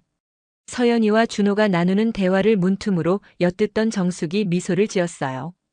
1년 전에 힘들었던 기억들이 이제는 가족을 더욱 단단하게 만든 소중한 경험이 된 것 같았습니다. 몇 주 후 병원에서는 또 다른 변화가 있었어요. 환경미화팀의 새로운 팀장이 부임한 거였습니다. 20대부터 이 일을 해온 50대 중반의 베테랑이었어요. 정숙 선임님, 앞으로 잘 부탁드립니다. 새 팀장이 정중하게 인사했습니다. 1년 전만 해도 상상할 수 없었던 존중의 태도였어요. 저야말로 잘 부탁해요. 정숙은 웃으며 악수를 나눴습니다. 이제 병원은 완전히 새로운 곳이 되었어요. 겨울이 되고 크리스마스가 다가왔습니다. 병원에서는 직원 송년회가 열렸어요. 의사부터 환경미화 직원까지 모두가 한자리에 모였습니다. 올해 우리 병원의 가장 큰 성과는 직원 인권 우수 병원 선정입니다. 병원장이 건배사를 했어요. 이 모든 것은 한정숙 선임님 덕분입니다. 다 함께 박수 부탁드립니다. 우레와 같은 박수가 쏟아졌어요. 정숙은 자리에서 일어나 가볍게 인사했습니다. 송년회가 끝나고 집으로 돌아가는 길에 정숙은 하늘을 올려다봤어요. 첫눈이 내리기 시작하고 있었습니다. 1년이라는 시간이 흘렀지만 그 1년 동안 너무나 많은 것이 변했어요. 자신의 삶도 병원도 그리고 무엇보다 마음도 변했습니다. 집에 도착하니 준호와 서연이가 크리스마스 트리를 꾸미고 있었어요. 할머니, 어서 오세요. 같이 트리 꾸며요. 서연이가 반갑게 맞이했습니다.